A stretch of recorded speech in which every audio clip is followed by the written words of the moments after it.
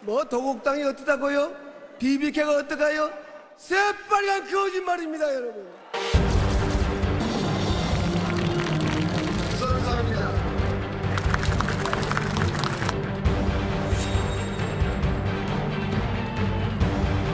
가스는 누구 거냐 이렇게 묻고 있습니다. 이 부분에 한 말씀 부탁드립니다. 그런 나인데 물을 일은 아닌 것 같습니다.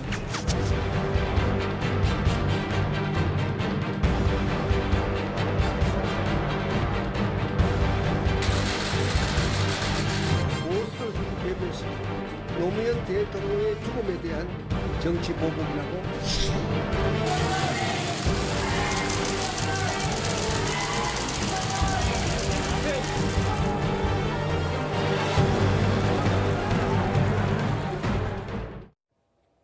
네, 이명박 전 대통령 검찰 출석 SBS 뉴스 특보 시작합니다. 잠시 뒤에 아침 9시 반에 이명박 전 대통령이 서울 서초동 검찰청사에 조사를 받으러 나갑니다.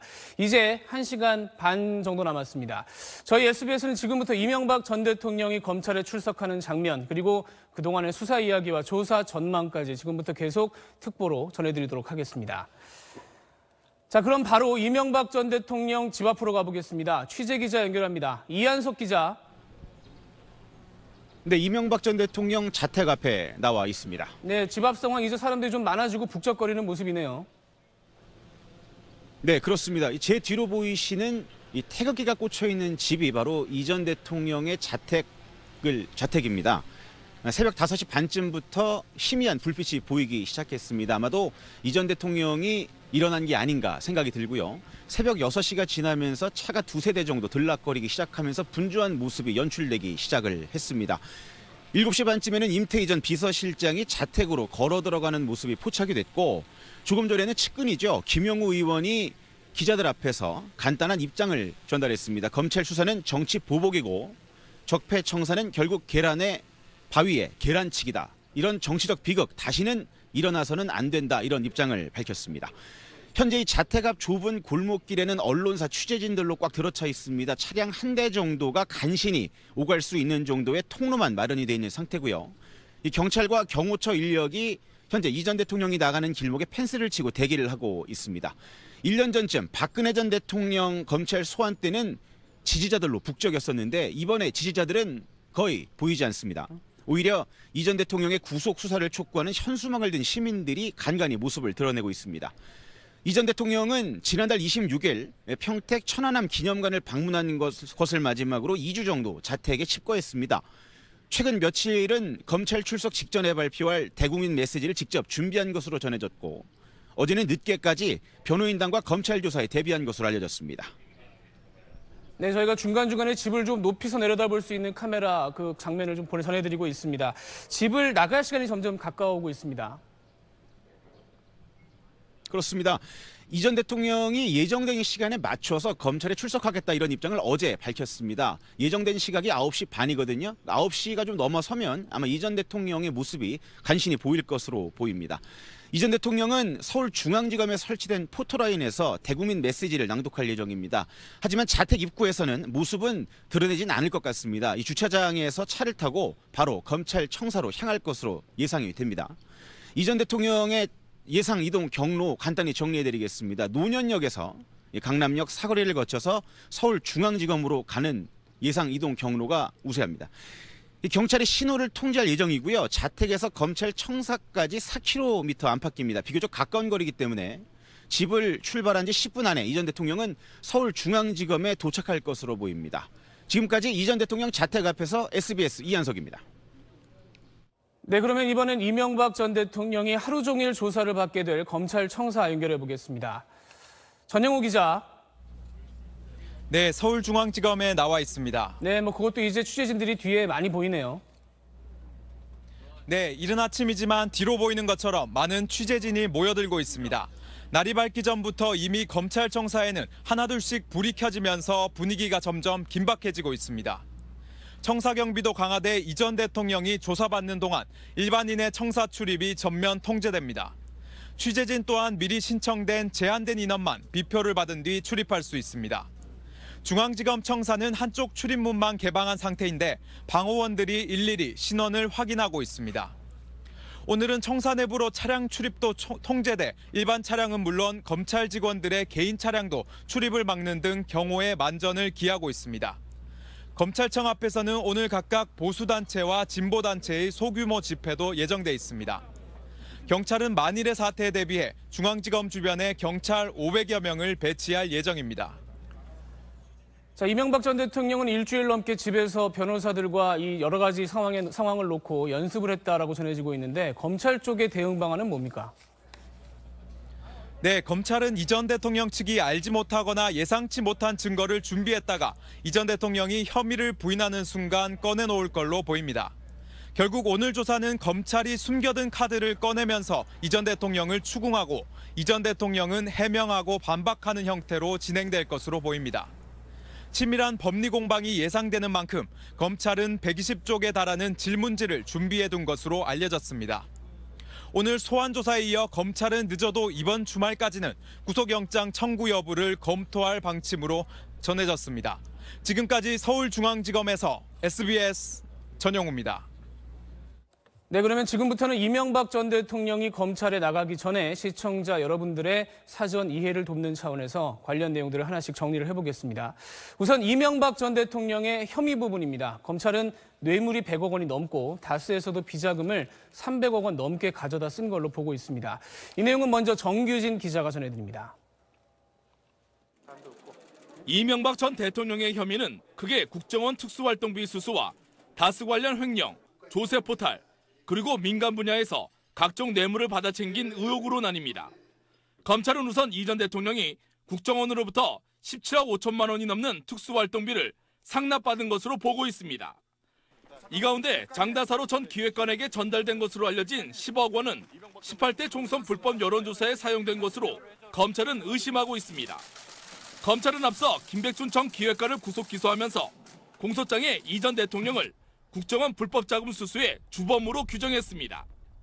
여기에 다스의 BBK 투자금 반환 소송 비용 70억 원가량을 삼성이 대신 내도록 한 뇌물 혐의도 있습니다.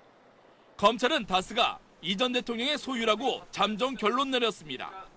이팔성 전 우리금융지주 회장과 김선환 전 의원 등이 건넨 26억 5천만 원을 포함하면 전체 뇌물 혐의 액수는 100억 원이 넘습니다. 검찰은 이 전 대통령에게 다스에 대한 횡령과 배임, 조세 포탈 혐의도 적용할 방침입니다. 회사 차원에서 조성된 것으로 보이는 300억 원대 비자금 역시 이 전 대통령과 무관치 않다는 판단입니다. 검찰은 이 돈의 일부가 2007년 대선 등 선거 자금으로 흘러들어간 정황도 포착한 것으로 알려졌습니다. 이외에도 전국 곳곳에 차명 재산을 갖고 있다는 의혹과 영포 빌딩에서 발견된 대통령 기록물 불법 반출 혐의도 이 전 대통령에게 적용될 것으로 보입니다. SBS 정규진입니다. 네, 이렇게 혐의들이 쌓일 때까지 검찰 수사도 먼 길을 왔습니다. 처음에는 국정원 정치 댓글부터 수사가 시작을 됐는데 국정원 특수활동비로 번졌다가 측근들이 입을 열고 영포빌딩 지하에서 비밀 문건들이 나오면서 수사가 커졌습니다. 장세만 기자가 지금까지의 과정을 정리했습니다. 검찰은 지난해 이명박 정부 당시 국정원과 군 사이버 사령부의 선거 관련 댓글 작성 의혹에 대해 수사했습니다. 이 전 대통령이 대선을 앞두고 사이버사 증원을 지시한 문건이 확보되고 김관진 전 장관이 구속되는 등 수사는 급물살을 타는 듯했습니다. 하지만 김 전 장관이 지난해 11월 구속 적부심으로 풀려나면서 수사가 어려움에 봉착했습니다. 지난 1월 검찰은 이 전 대통령이 국정원 특수활동비를 받은 의혹에 대한 수사에 착수하면서 돌파구를 찾았습니다. 최측근인 김백준 전 기획관 등이 이 전 대통령 지시로 돈을 받았다고 진술한 겁니다. 지난해 말 시민단체의 고발로 시작된 다스의 실소유주 의혹에 대한 수사도 진행됐습니다. 검찰은 지난 1월 다스의 서울 사무소가 있는 영포빌딩을 압수수색해 이명박 정부 청와대 문건을 압수했고 이 전 대통령 재산 관리인인 이병모 씨 등으로부터 다스가 이 전 대통령 소유라는 진술을 확보했습니다. 다스의 실소유주가 이 전 대통령이라는 결론을 내린 검찰은 지난달 삼성의 다스 소송 비용 대납 정황도 포착했습니다. 검찰은 삼성이 다스 대신 미국에 보낸 소송 비용이 70억 원에 이른다고 봤고 이를 모두 뇌물로 판단했습니다. 검찰은 이팔성 전 우리금융지주 회장이 2007년 대선을 전후해 이 전 대통령 측에 20억 원이 넘는 돈을 건넨 혐의까지 포착하면서 뇌물 금액이 100억 원이 넘는다고 판단했습니다. 검찰은 오늘 이 전 대통령을 상대로 지금까지 포착한 모든 혐의에 대해 하나하나 추궁할 계획입니다. SBS 장세만입니다. 네, 그러면 이번에는 9시 반에 이명박 전 대통령이 검찰청사에 도착하면 그 이후에 어떤 과정을 거치게 되는지 또 알아보겠습니다. 박근혜 전 대통령과 거의 비슷한 과정을 거치게 될 것 같습니다. 이세영 기자입니다. 이명박 전 대통령이 조사를 받는 장소는 서울중앙지검 10층입니다. 지난해 박근혜 전 대통령이 조사를 받았던 곳인데 1001호는 조사실로, 옆 사무실은 휴게실로 사용됩니다. 관례대로 이 전 대통령은 조사에 앞서 특수 1부장실에서 한동훈 3차장 검사를 만나 조사 방식과 형식에 대해 간단한 설명을 듣게 됩니다. 본격적인 조사는 송경호 특수 2부장과 신봉수 첨수 1부장이 교대로 진행하고 부장검사 옆에는 이복현 부부장 검사가 배석해 직접 조서를 작성합니다. 이명박 전 대통령 옆에는 강훈, 피영현, 김병철, 박명환 변호사 4명이 번갈아 배석할 예정입니다. 1001호 조사실엔 영상 녹화 장치가 있는데 이 전 대통령 측이 동의했기 때문에 진술 내용 모두가 녹화되고 이후 증거물로도 사용됩니다. 앞서 박근혜 전 대통령은 영상 녹화 조사에 동의하지 않았습니다. 검사들은 조사에서 이 전 대통령에게 그동안의 관례에 따라 대통령님으로 부르지만 조서에는 피의자라고 적히게 됩니다. 검찰 관계자는 경호 문제 등으로 국민들이 불편을 겪기 때문에 이 전 대통령 조사는 가급적이면 한 번으로 마치는 것이 바람직하다면서 불가피하게 조사가 길어질 수도 있다고 전했습니다. 전직 대통령 가운데 박 전 대통령은 21시간 30분이라는 최장 조사 시간 기록을 세웠습니다. 때문에 이 전 대통령 조사는 내일 새벽까지 이어질 수도 있다는 전망입니다. SBS 이세영입니다. 네, 이명박 전 대통령은 오늘 검찰에서 돈은 측근들이 받았고 다스도 내 것이 아니라고 주장할 걸로 알려졌습니다. 어제는 측근의 입을 통해서 이번 수사는 정치보복이다. 돈이 없어서 변호사도 세우기 힘든 지경이라고도 말했습니다. 조성현 기자입니다. 이명박 전 대통령 측의 김효재 전 수석은 이번 검찰 수사가 정치보복이라는 입장을 고수했습니다. 검찰 수사에 대해서 정치보복이라고 말씀하셨는데 그 생각 지금도 변화 없으신지? 변함없습니다. 이 전 대통령 측은 또 자금 사정으로 변호인 선임에 문제를 겪고 있다고 밝혔습니다. 이 대통령께서는 전 재산을 사회 환원하셨습니다. 변호인단은 매우 큰 돈이 들어가는데 그에 약간의 어려움이 있습니다.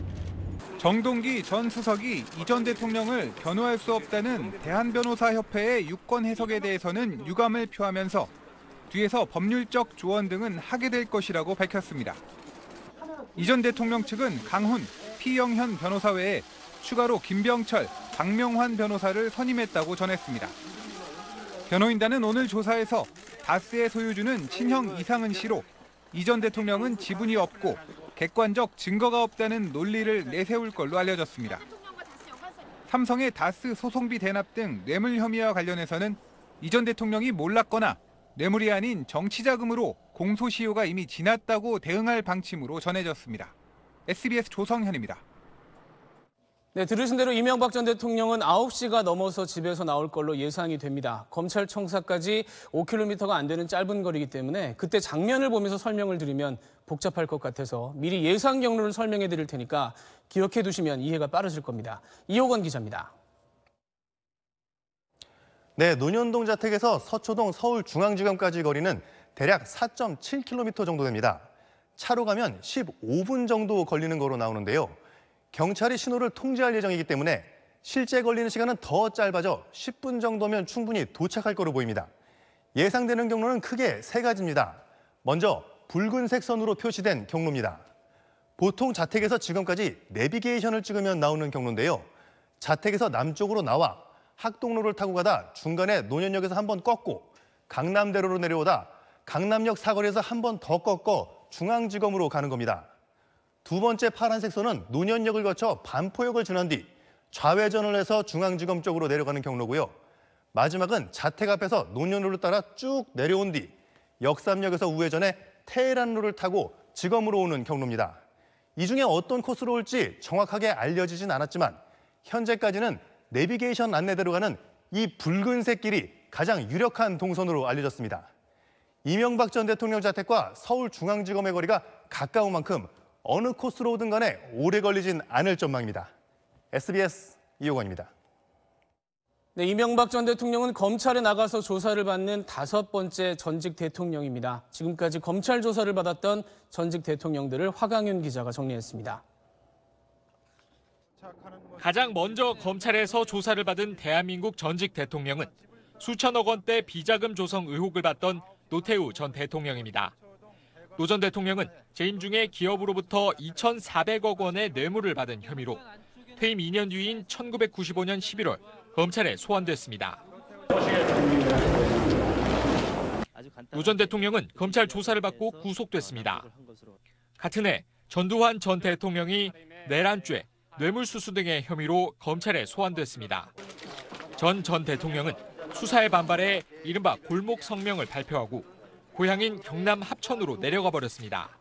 다분히 현 정국의 정치적 필요에 따른 것이라고 보아 저는 검찰의 소환 요구 및 여타의 어떠한 조치에도 협조하지 않을 생각입니다. 결국 전 대통령은 검찰에 긴급 체포돼 구속되는 불명예를 안았습니다. 전두환, 노태우 두 전직 대통령은 각각 무기징역과 징역 17년의 중형을 선고받았다가 1997년 김영삼 전 대통령의 특별 사면으로 풀려났습니다.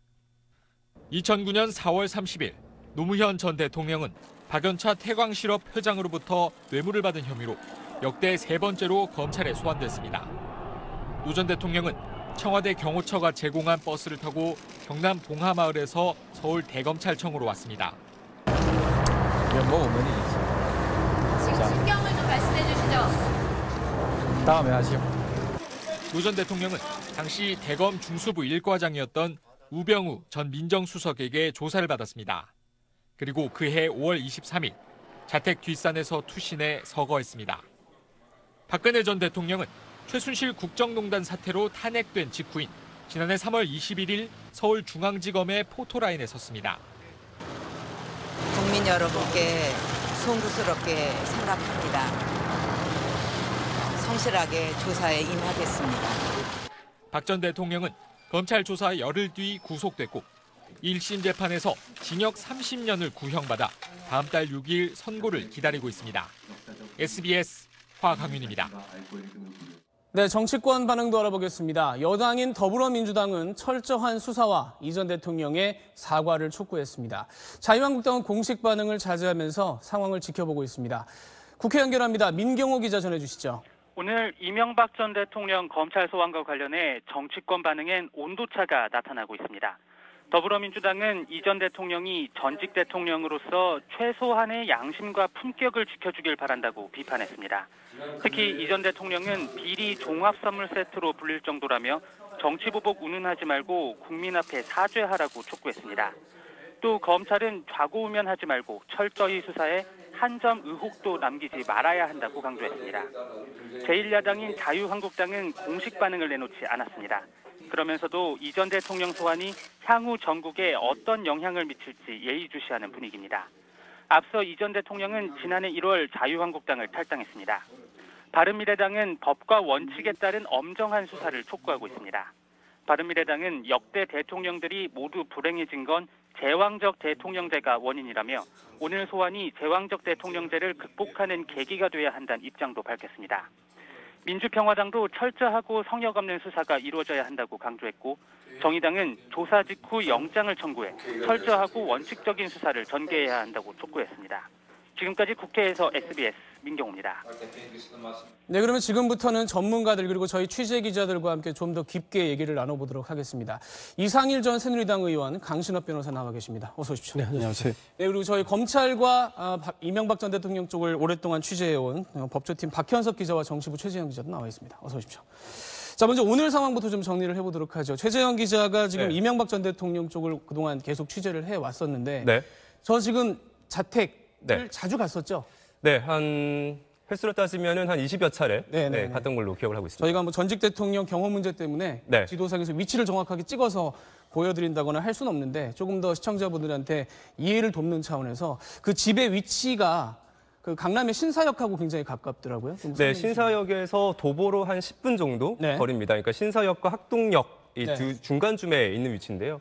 신사역에서 도보로 한 10분 정도만 걸어가면 충분히 닿을 수 있는 그런 거리에 있습니다. 크게 멀지 않아요. 그럼 저기서부터 검찰청사까지도 사실은 뭐... 네, 사실상 거의 얼마 멀지 않습니다. 아까 전에 리포트를 통해서도 전해드렸습니다만 한 5km 정도 직선거리가 될 것 같습니다. 그러니까 경찰이 이제 신호를 막아준다면 뭐 한 10분 이내에서는 충분히 도착할 수 있는 그런 거리입니다. 지금 보여드리고 있는 그 지도가 저희가 예상하는 아직은 이제 정확하게 어떻게 될지는 현장을 이제 출발해봐야 알 수 있겠습니다만 저희가 예상하는 3가지 길을 보여드리고 있습니다. 그 중에 빨간 길이 아무래도 가장 유력하지 않을까. 중간에 쭉 직선으로 내려온 길이 강남대로입니다. 신사역에서 강남역으로 이어지는, 그래서 강남역에서 이제 꺾어서 서울중앙지검으로 가지 않을까. 이 지도를 조금 보고 계셔야 이따가 저희가 출발한 다음에 또 어디를 가고 있다라고 설명을 드릴 때 아, 저쯤이구나라고 이해하시기가 쉬울 것 같아서 먼저 이것부터 보여드리고요.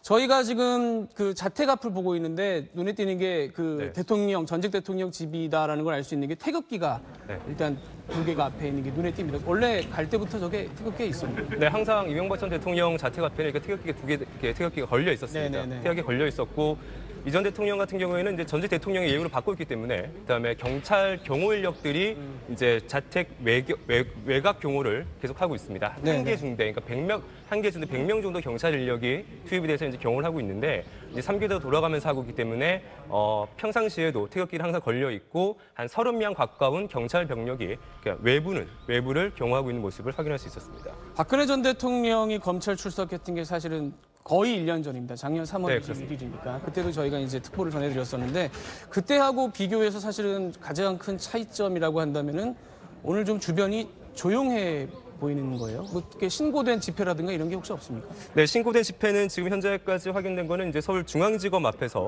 한 뭐 500명 정도가 모이는 집회가 하나 신고된 게 있고요. 자택 앞에서는 특별하게 신고된 집회는 없는 것으로 그렇게 지금 확인이 되고 있습니다.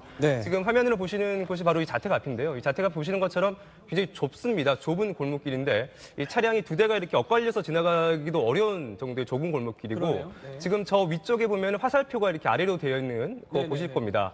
일방통행로입니다. 그러니까 차가 한쪽으로만 내려올 수 있을 정도의 좁은 골목길 이렇게 보시면 될 것 같습니다. 자, 그동안 뭐 이명박 전 대통령이 특히나 정치보복을 많이 얘기를 하면서 이걸 조금 보수 결집을 좀 기대를 했었는데 지금 집 앞을 보면은 사실 조금 그런 모습이 보이지 않는 것 같은데 이상일 의원님은 어떻게 해석을 해야 될까요? 그렇습니다. 이명박 전 대통령이 1월에 본인의 입장을 발표할 때 이거는 보수 괴멸을 노린 정치 공작이고 노무현 전 대통령 서거로 인한 그 정치 보복이다 이런 취지의 이야기를 하셨는데 지금 뭐 지지자들은 거의 안 보이는 상황이고요. 박근혜 전 대통령 때하고는 굉장히 비교가 되는데 왜 그럴까 생각하면 박근혜 전 대통령은 현직으로 계시다가 탄핵을 받아서 퇴임한 지 얼마 안 돼서 검찰에 출두하는 상황이었고요.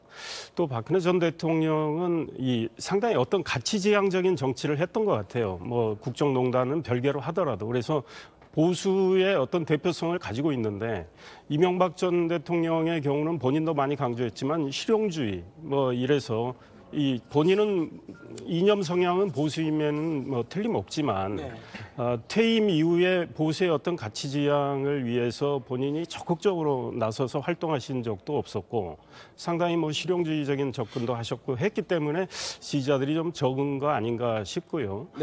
이명박 전 대통령이 퇴임하신 이후에는 뭐 정치 활동 거의 하지 않으셨기 때문에 아마 저런 것 같고 또 한편으로는 이 시작은 저는 시민단체의 고발, 그 시민단체는 친여 성향의 시민단체란 말이죠. 그래서 다스의 실소유자가 누구인가를 확인해 달라는 이런 고발에서 시작이 됐는데 검찰이 바로 즉시 수사에 들어갔고 상당히 강도 높은 수사를 했고 국회에서 지금 민주당 의원들께서 다스 실소유자를 확인하자 대정부 질문에서 이야기했을 때 총리도 확인하겠다는 말씀도 하셨고 또 1월 이명박 전 대통령의 입장 발표 이후에 문재인 대통령께서 분노한다는 이야기까지 하셨어요. 그러니까 이게 정치보복과 무관하다고 생각할 수는 없을 것 같아요. 그러니까 의도와 시작은 정치 보복성이 저는 있다고 봐요. 그런데 그럼에도 불구하고 이명박 전 대통령이 아무 문제가 없다면 그거는 오히려 정치 보복이 더 부각이 되는 건데 지금 다스의 실소유자 문제, 그다음 국정원 특활비 문제, 또 다스의 비자금 문제, 또 영포빌딩 압수수색을 통해서 나온 여러 가지 문건 등을 통해서 이명박 전 대통령이 지금 받고 있는 여러 가지 16가지 정도의 이 범죄 혐의와 관련해서 이 상당히 혐의가 있어 보인다라는 생각을 많은 국민들이 저는 하고 있다. 이런 맥락에서 이 이명박 전 대통령이 주장하는 정치 보복에 선뜻 동조하기가 어려운 측면이 있겠다 이런 생각을 합니다. 정치 보복인가 아닌가 하는 부분은 또 검찰 입장에서 또 생각이 좀 다를 거기 때문에 그 부분이 이따 다시 한번 본격적으로 혐의 얘기를 할 때 짚어보도록 하고요. 지금 그래도 측근들은 계속 들어가고 있습니다. 한 명씩 들어가고 있다고 지금 계속 저희한테 연락이 오고 있어요. 네, 뭐 아침 한 7시 30분을 넘어서면서부터 뭐 김영우 의원, 뭐 권성동 의원, 임태인 전, 그다음에 뭐 장다솔 전 기획관, 뭐 하금여철 비서실장 비롯해서 한 10여 명이 넘는 측근들이 지금 현재 자택으로 들어간 모습들을 김영우 의원의 모습이 보여요. 네, 어제까지만 해도 제가 이제 측근들과 통화를 조금 하면서 오늘 뭐 어떻게 움직임을 좀 어떻게 움직이실 거냐 이런 질문을 드려봤어요. 그랬더니 맹형규 전 장관이 이제 자택에서 차량을 같이 이명박 전 대통령이 타고 자택에서 이제 중앙지검까지는 맹형규 전 장관이 함께 이동을 하고 나머지 이제 측근들로 불리는 그러니까 주로 이제 청와대 참모들이었죠. 이 참모들은 뭐 개인적으로 움직일 거다, 뭐 이렇게 특별히 어떻게 모이자 이런 논의는 없었다 이렇게 얘기를 했었는데 오늘 아침 이른 시간부터 그래도 많은 현직 의원을 비롯해서 청와대 참모들이 이명박 전 대통령 자택을 찾는 모습들을 볼 수가 있었습니다. 박근혜 전 대통령 같은 경우에는 이제 걸어 나와서요. 차가 집 앞에 서 있었고 많이들 오셨네요라고 얘기도 하고 타고 가면서 이제 골목에도 지지자들도 많이 있었기 때문에 손을 흔드는 모습도 보이고 했었단 말이죠. 오늘은 어떨 것 같습니까? 네, 지금 근데 함양 우측에 보시면 지금 경찰이 지금 서 있는 모습 보실 테고, 근데 큰 지금 차고가 보이실 겁니다. 아마 이명박 전 대통령은 저 차고 안에서 차량에 탑승한 상태로 나와서 바로 이동할 것으로 보입니다. 제가 그 집 앞에 있으면서 이렇게 차고 문이 열릴 때 이렇게 안을 한번 이렇게 들여다봤었는데요. 안에 공간이 꽤 넓더라고요. 제가 뭐 정확하진 않지만 제 눈으로 확인한 거는 한 차량 한 5대에서 6대 정도가 이렇게 주차할 수 있는 공간이 있었고요. 꽤 큰 공간이 있었습니다. 그리고 이명박 전 대통령이 이제 전직 대통령으로서 예우를 받고 있기 때문에 대통령 경호실에 경호 인력들도 이제 항상 수행을 합니다. 그래서 이제 경호 차량 2대, 그다음에 이명박 전 대통령이 타고 다니는 차량 1대, 3대가 이렇게 세트로 항상 이동을 했는데 대부분 그 3대가 전부 다 차량 안에서 인원들이 다 탑승한 상태에서 나오는 모습들만 계속 확인할 수 있었어요. 그래서 아마 오늘도 이제 지난번에 우리 김범재 앵커가 얘기한 것처럼 박근혜 전 대통령 같은 경우에는 출입문 밖에 나오는 모습을 볼 수는 있었을 것 같은데 오늘은 자택 앞에서는 그런 모습을 볼 수는 없을 것 같고 아마 이명박 전 대통령이 차량에 탑승한 상태로 차고를 나오는 모습 정도만 확인할 수 있을 것 같습니다. 이게 이제 뭐 지금 8시 20분을 넘어서고 있기 때문에 9시 반까지 검찰청사에 가려면 아무리 가깝다고 하더라도 9시 전후에서는 나올 것 같으니까 40분, 50분 안팎이면 차를 저희가 볼 수 있을 것 같습니다. 박현석 기자가 이제 그 검찰을 출입하고 있기 때문에 그쪽 지리에 대해서 좀 잘 알고 있는데 자 저기서 출발하면 아까 저희가 이제 CG로 그림으로 지도를 보여드렸습니다만은 어떤 과정을 거쳐서 다시 가게 되는지 다시 한번 좀 설명을 좀 해주시죠. 네, 가장 간단하게는 아까 그 집 앞에 일방통행길이 있지 않습니까? 그 일방통행길을 역주행을 해서 조금 올라가다 보면은 노년로가 나옵니다. 근데 이 노년로를 통해서 쭉 남쪽으로 내려오다 보면 역삼역이 나오거든요. 역삼역에서 이 우회전을 해서 테헤란로로 접어들면 서초역까지 이 강남역, 교대역을 통해서 쭉 이동할 수가 있습니다. 사실 그 길이 가장 간단한 이 회전을 덜 할 수 있는 길이어서 고려가 됐던 걸로 알고 있는데요. 보시는 색깔에서는 저 초록색. 그렇죠. 지금 초록색 길을 말씀을 드리는 거고요. 근데 다만 자택 앞에 골목길에서 역주행을 해야 되기 때문에 지금 저 빨간색 길이 가장 유력한 경로로 거론이 되고 있는데요. 저 빨간색 길은 자택에서 남쪽으로 내려와서 이 우회전을 해서 이 학동로로 접어들게 됩니다. 학동로로 접어들어서 노년역에서 이 좌회전을 하면 강남대로가 나오는데요. 이 강남역 사거리까지 쭉 내려오다가 이 강남역 사거리에서 우회전을 하면 다시 아까 말씀드린 그 테헤란로, 그 연결된 테헤란로로 쭉 이동을 해서 교대역 서초역을 지나서 이 청사에 도착을 하게 됩니다. 이 서울중앙지검 청사가 이 서문이 있고 이 동문이 있는데 이 법원이랑 이 붙어 있는 쪽 문이 동문이고요. 그다음에 대검찰청과 마주보고 있는 쪽 문이 서문입니다. 이 지난해 박근혜 전 대통령은 서문을 통해서 이 차량을 타고 이 지검 청사로 들어왔고요. 오늘도 아마 예상컨대 서문을 통해서 이명박 전 대통령이 탄 차량도 이 지검 청사 안쪽으로 들어오지 않을까 예상이 되고 있습니다. 뭐 일부 언론들은 좀 오토바이 같은 것까지 좀 이용을 해서 무리하게 그런 과정을 좀 추적할 걸로 알려지고도 있는데 저는 뭐 이게 좋은 일도 아니고요. 무리하게 그렇게 할 일은 아니라고 생각해서 오늘 좀 최대한 담백하게 이동 과정을 전해드리도록 하겠습니다.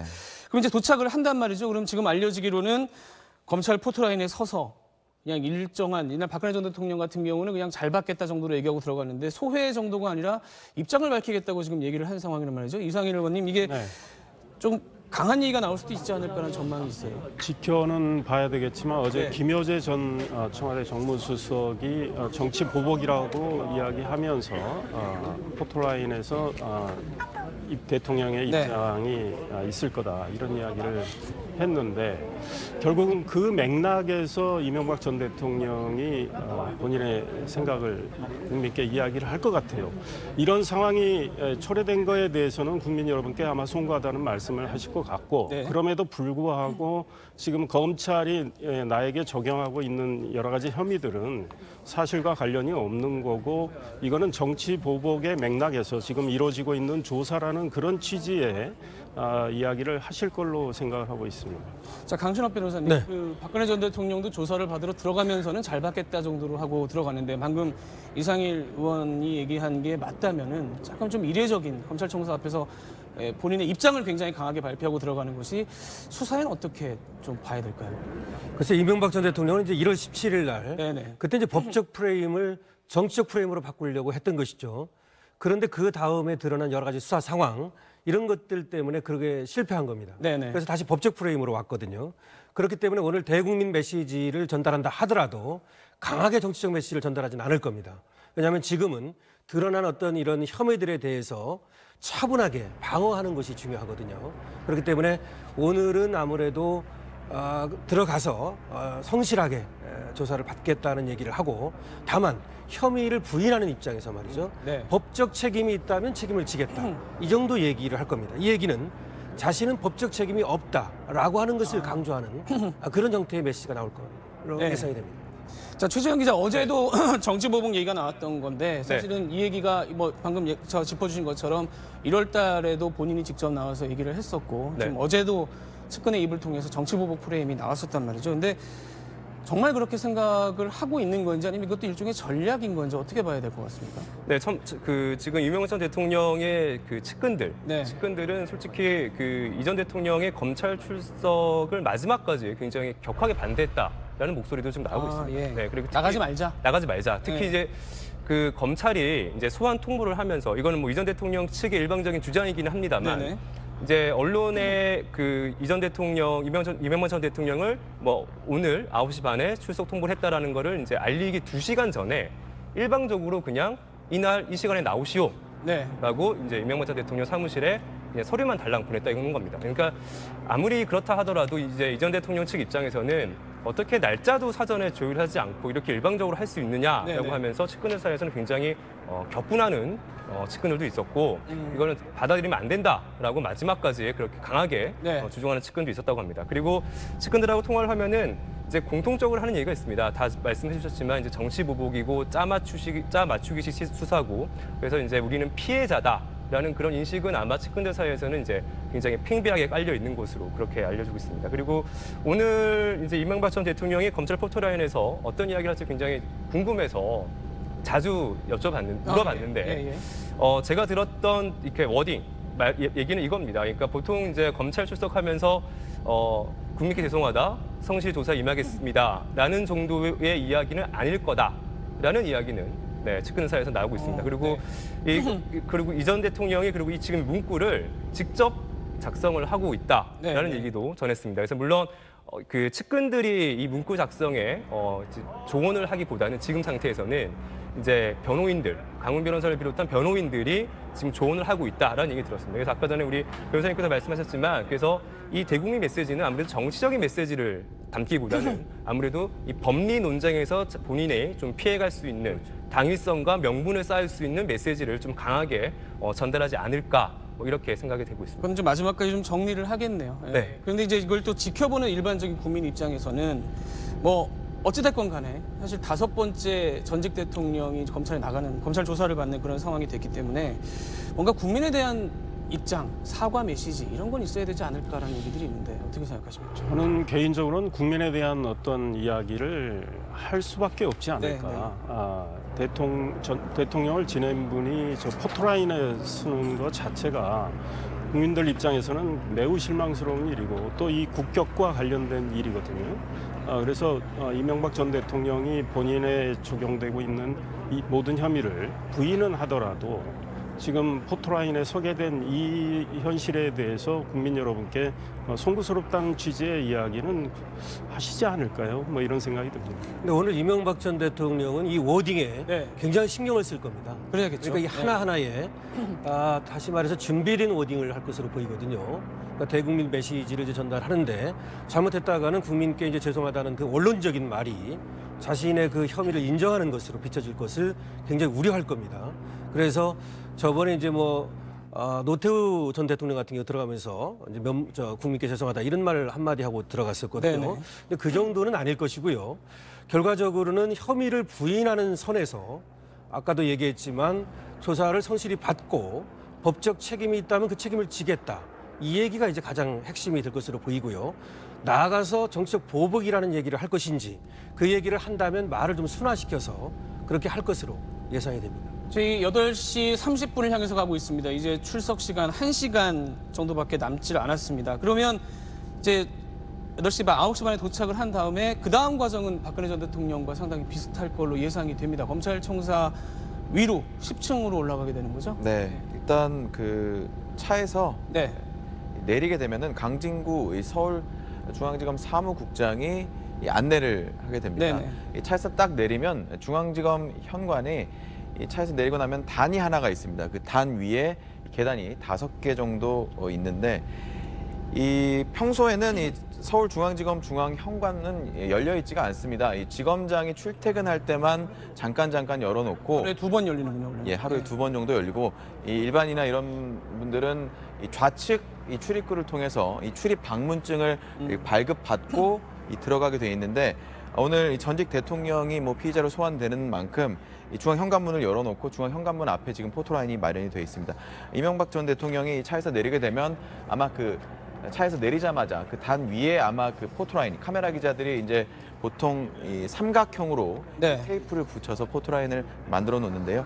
이 포토라인에서 한마디를 하고 나서 이 강진구 사무국장의 안내를 받고 이 안으로 들어갈 것으로 보입니다. 이 안에 들어가면 이 중앙지검 같은 경우에 홀 안에 엘리베이터가 일반인용 엘리베이터가 4개가 있고 그 뒤쪽에 간부용 엘리베이터가 2대가 있는데 보통 이 검찰은 전례에 따라서 하겠다라는 말을 많이 합니다. 지난해 3월 21일 날 박근혜 전 대통령이 왔을 때 일반인용 엘리베이터를 타고 10층으로 올라갔었거든요. 그 전례에 따른다면 이명박 전 대통령도 일반인용 엘리베이터를 타고 조사실이 있는 10층으로 올라갈 것 같습니다. 그럼 이제 가면은 어제 보도 나온 거 보면 윤석열 지검장이나 이런 책임 있는 사람들이 그 길을 미리 나와서 한번 점검을 해봤다라는 얘기가 있어요. 그럼 거기를 가게 되면 지검장이나 지검장 밑에 있는 3차장하고 한번 좀 만나는 시간 또 그걸 갖게 되죠? 네, 그 특수 일부장, 그러니까 중앙지검 10층에 특수 일부가 있습니다. 이 특수 일부장실이 지금 다 비워져 있는데요. 사실상 지검 10층은 싹 다 비워놨다고 보시면 됩니다. 왜냐하면 조사실도 있고 휴게실도 있지만 경호원 대기실, 그다음에 이 변호인 대기실까지 만들어 놔야 됐기 때문에 10층은 싹 비워진 상태에서 이 면담은 특수 일부장실에서 이루어질 것으로 보입니다. 그리고 윤석열 지검장 말씀을 하셨는데 이 지검장이 직접 만나지는 않을 것으로 보입니다. 이 한동훈 3차장이 여태까지 수사를 진두지휘해 왔고 오늘 조사가 어떻게 이루어질 것인가에 대해서 간단하게 설명하는 식의 면담이 특수 일부장실에서 이루어질 것으로 지금 알려져 있습니다.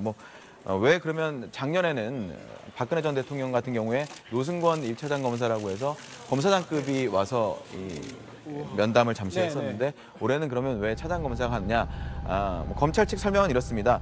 검사장이냐 차장 검사냐 이 급이 중요한 게 아니라 그 해당 검찰청의 장이 나서는 것은 옳지 않다.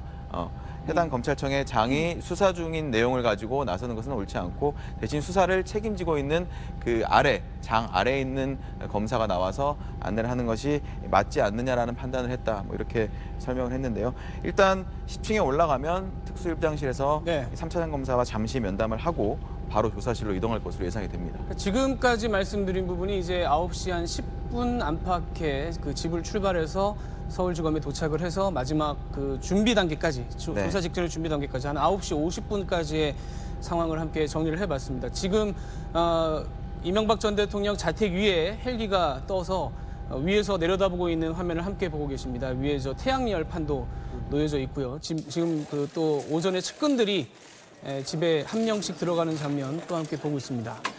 좀 설명을 해주시죠. 네, 지금 이제 출입문으로 이제 뭐 권선동 의원도 들어가는 모습들을 좀 볼 수가 좀 있습니다. 그리고 아까 전에 그 헬기 화면을 통해서 보셨지만은 이제 지금 저 집에 블라인드가 쳐져 있는 모습을 안에 안 보이게 아예 안 보이게 블라인드가 쳐져 있는 모습을 볼 수가 있는데요.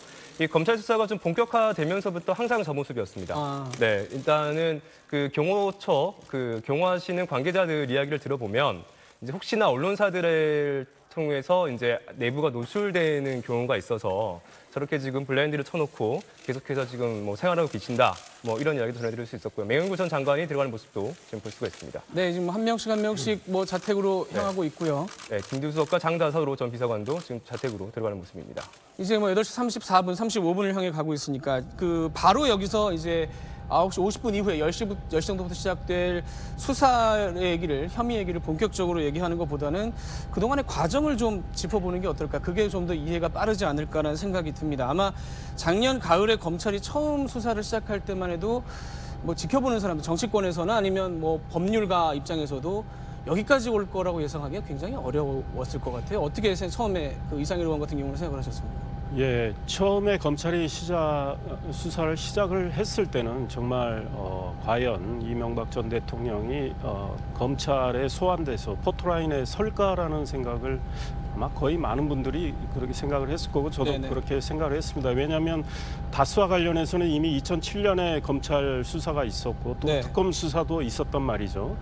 그때 그 수사가 지금 와서 보면 그게 제대로 된 수사냐 의문을 갖게 되는데 그 시점에서 이번에 검찰 수사가 막 시작된 시점에서는 그때 이미 2번 수사한 그 내용 외에 뭐가 더 있을까라는 생각을 갖게 됐고요. 그렇죠. 그다음에 그 국정원의 댓글 공작, 그다음에 군사이버사령부의 문제는 사실은 수사가 답보 상태에 있었단 말이죠. 이명박 전 대통령까지 바로 연결되는 어떤 뭐 진술, 증거 이런 것들이 나오지 않아서 이명박 전 대통령 측에서도 뭐 약간의 여유가 있었던 것 같아요. 그런데 수사가 진행되는 동안에 제가 알기로는 제일 먼저 원세훈 전 국정원장, 국정원 이 특활비 등등의 이 수사를 하다가 지금 이명박 전 대통령 청와대로 국정원 특활비가 넘어가는 이런 단서들이 잡히고 김백준 전 총무기획관이 그에 대한 진술이 있었고요. 그렇죠. 그래서 구체적으로 본인은 4억을 받았다는 거 아니겠습니까? 국정원으로부터 2008년, 2010년. 그다음에 김희중 전 청와대 수행실장. 이분도 진술을 했단 말이죠. 2011년에 10만 달러를 국정원으로부터 받아서 김여롱 여사한테 전달을 했다.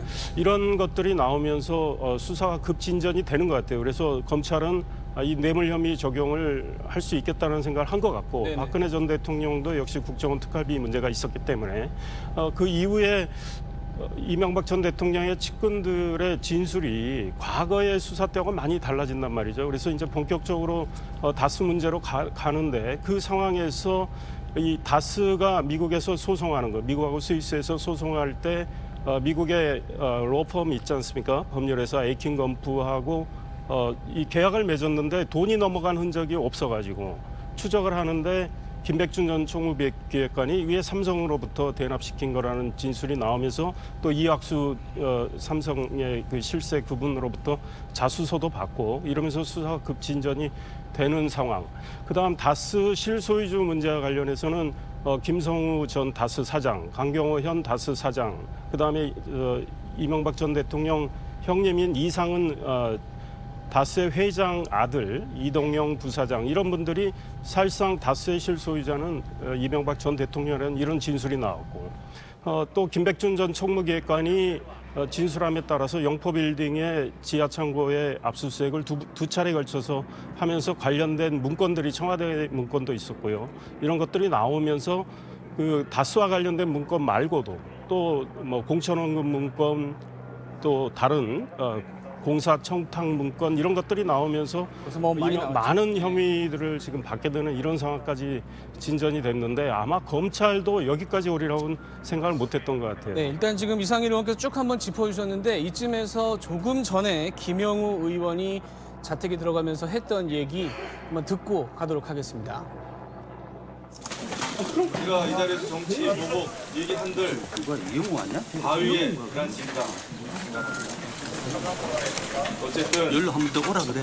이것은 정치적인 비극은 앞으로 더 이상 일어났으면 안 된다고. 네, 뭐 최재형 기자가 지금 뭐 스튜디오에 들어와서 방송을 하면서도 계속 이명박 전 대통령 쪽과 지금 얘기를 하고 있는데 조금 전에 들어온 얘기 다시 한번 전해주시죠. 네, 지금 현재 화면으로 보시고 있는 이명박 전 대통령 자택 안에 많은 측근들이 있는데요. 네. 지금 자택 안에 들어가 있는 측근과 같이 문자 메시지를 조금 나눠봤습니다. 혹시 대통령께서 이명박 전 대통령이 지금 많은 측근들이 모였기 때문에 혹시 뭐 특별한 이야기를 좀 하신 게 있으시냐라고 좀 질문을 드렸더니 아직 별 말씀이 없으시다.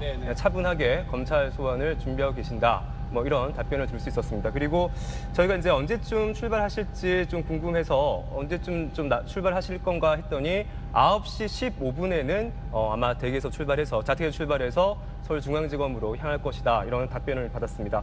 아무래도 이제 측근들이 좀 많이 모인 상태이긴 하지만 그래도 차분하게 지금 마지막 검찰 소환을 대비한 준비를 마지막 준비를 지금 하고 있는 것으로 그렇게 추정이 됩니다. 네, 뭐 이상일 의원님 얘기를 쭉 들었는데 이 현장에서 계속 취재를 해온 그 박현석 기자 입장에서는 그 수사 과정 하나하나가 사실 굉장히 그 많이 요동도치고 변곡점도 있었잖아요. 네. 특히 이제 국정원 특수활동비 문제가 나온 다음에 측근들을 1월 초에 1월 중순에 김백준, 김희중 두 측근들을 압수수색하고 수사를 하면서 특히 측근들이 입을 열기 시작하면서 이게 굉장히 가파르게 진행이 되기 시작했는데 그때 그 상황을 다시 한번 짚어주시죠. 그러니까 김백준 전 기획관 같은 경우에 이 초반에는 아예 입을 열지 않았다고 저는 알고 있습니다. 그래서 이 구속이 된 이후에 그러니까 저희가 보도도 한번 해드린 적이 있는데 김백준 전 기획관 측이 이명박 전 대통령 측에 이제 버틸 만큼 버텼다라고 좀 전해달라는 식의 이 발언을 했었다고 하는데 그만큼 초기에는 이 김백준 전 기획관을 비롯한 측근들, 뭐 김희중 전 부속실장 같은 경우에는 유일하게 이제 구속이 되지 않으면서 검찰에 굉장히 협조를 하고 있었던 상황으로 이미 알려져 있었던 상황이었고요. 김백준 전 기획관 같은 경우에는 특히나 초반에는 일관되게 혐의 자체를 부인하는 상황으로 이끌어 가다가 나중에는 결국에는 MB 집사라고 불렸던 인물이기 때문에 굉장히 이명박 전 대통령의 어떤 재산이나 자산 관련해서 많은 부분을 알고 있는 사람입니다. 방금 이상일 전 의원께서 그 영포 빌딩 문건 관련해서 김백준 전 기획관의 진술로 확인이 됐다 이렇게 말씀하셨는데 김백준 전 기획관 측이 본인이 그 영포 빌딩의 문건 존재 자체를 얘기하지는 않았다고 주장을 하는 것으로 알려져 있습니다. 사실은 그게 누가 얘기를 해줬느냐. 저도 영포 빌딩을 가봤는데 그 밑에 그런 게 있을 거라고 사실 그냥 봐서 상상하기 굉장히 어렵거든요. 그러니까 그 부분이 굉장히 검찰 입장에서는 스모킹 건이라고 할 수 있는 중요한 문건들이었기 때문에 그걸 과연 누가 그 존재를 검찰에 알렸느냐를 두고 굉장히 서초동 이쪽에서도 굉장히 궁금증이 많거든요.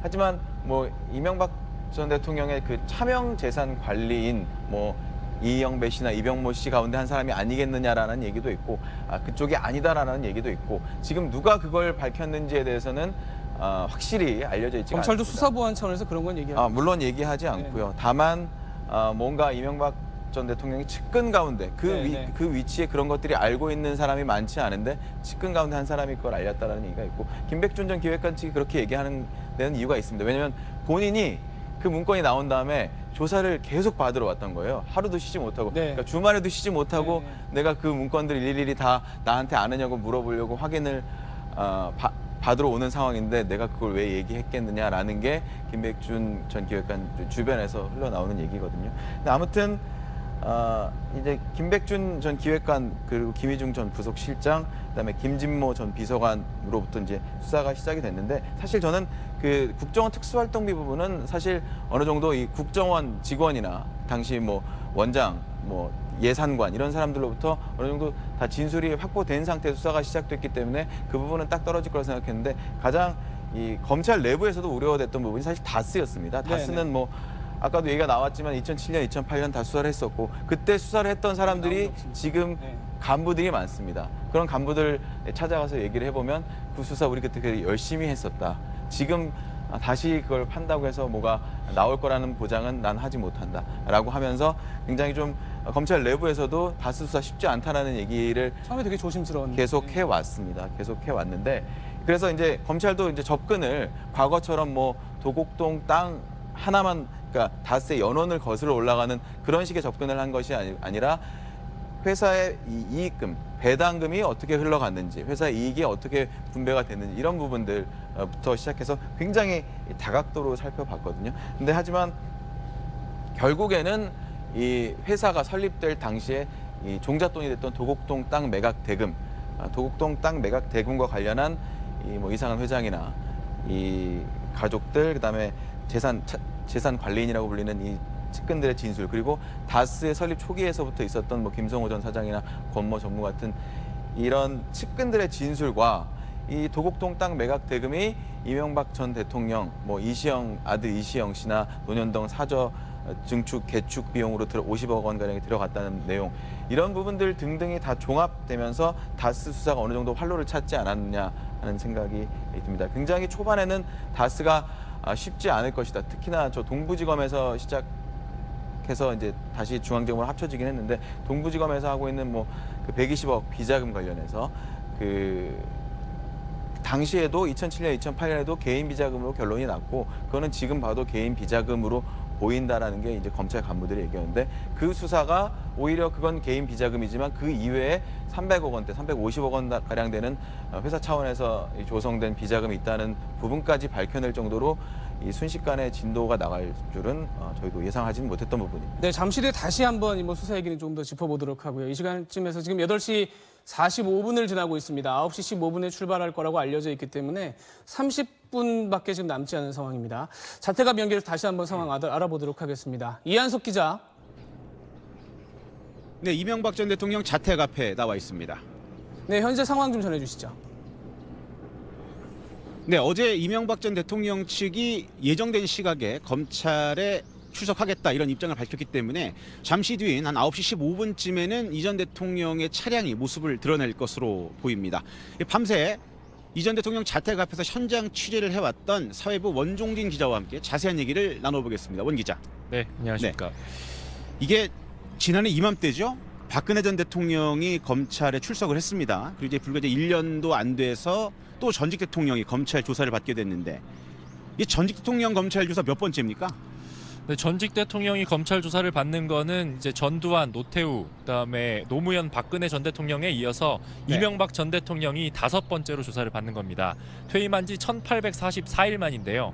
그동안 이제 다스는 누구 거냐 이런 질문에서 시작된 이 전 대통령을 둘러싼 여러 가지 의혹들은 검찰 조사를 거치면서 16가지 정도의 혐의로 구체화가 되고 다양화가 됐습니다. 네.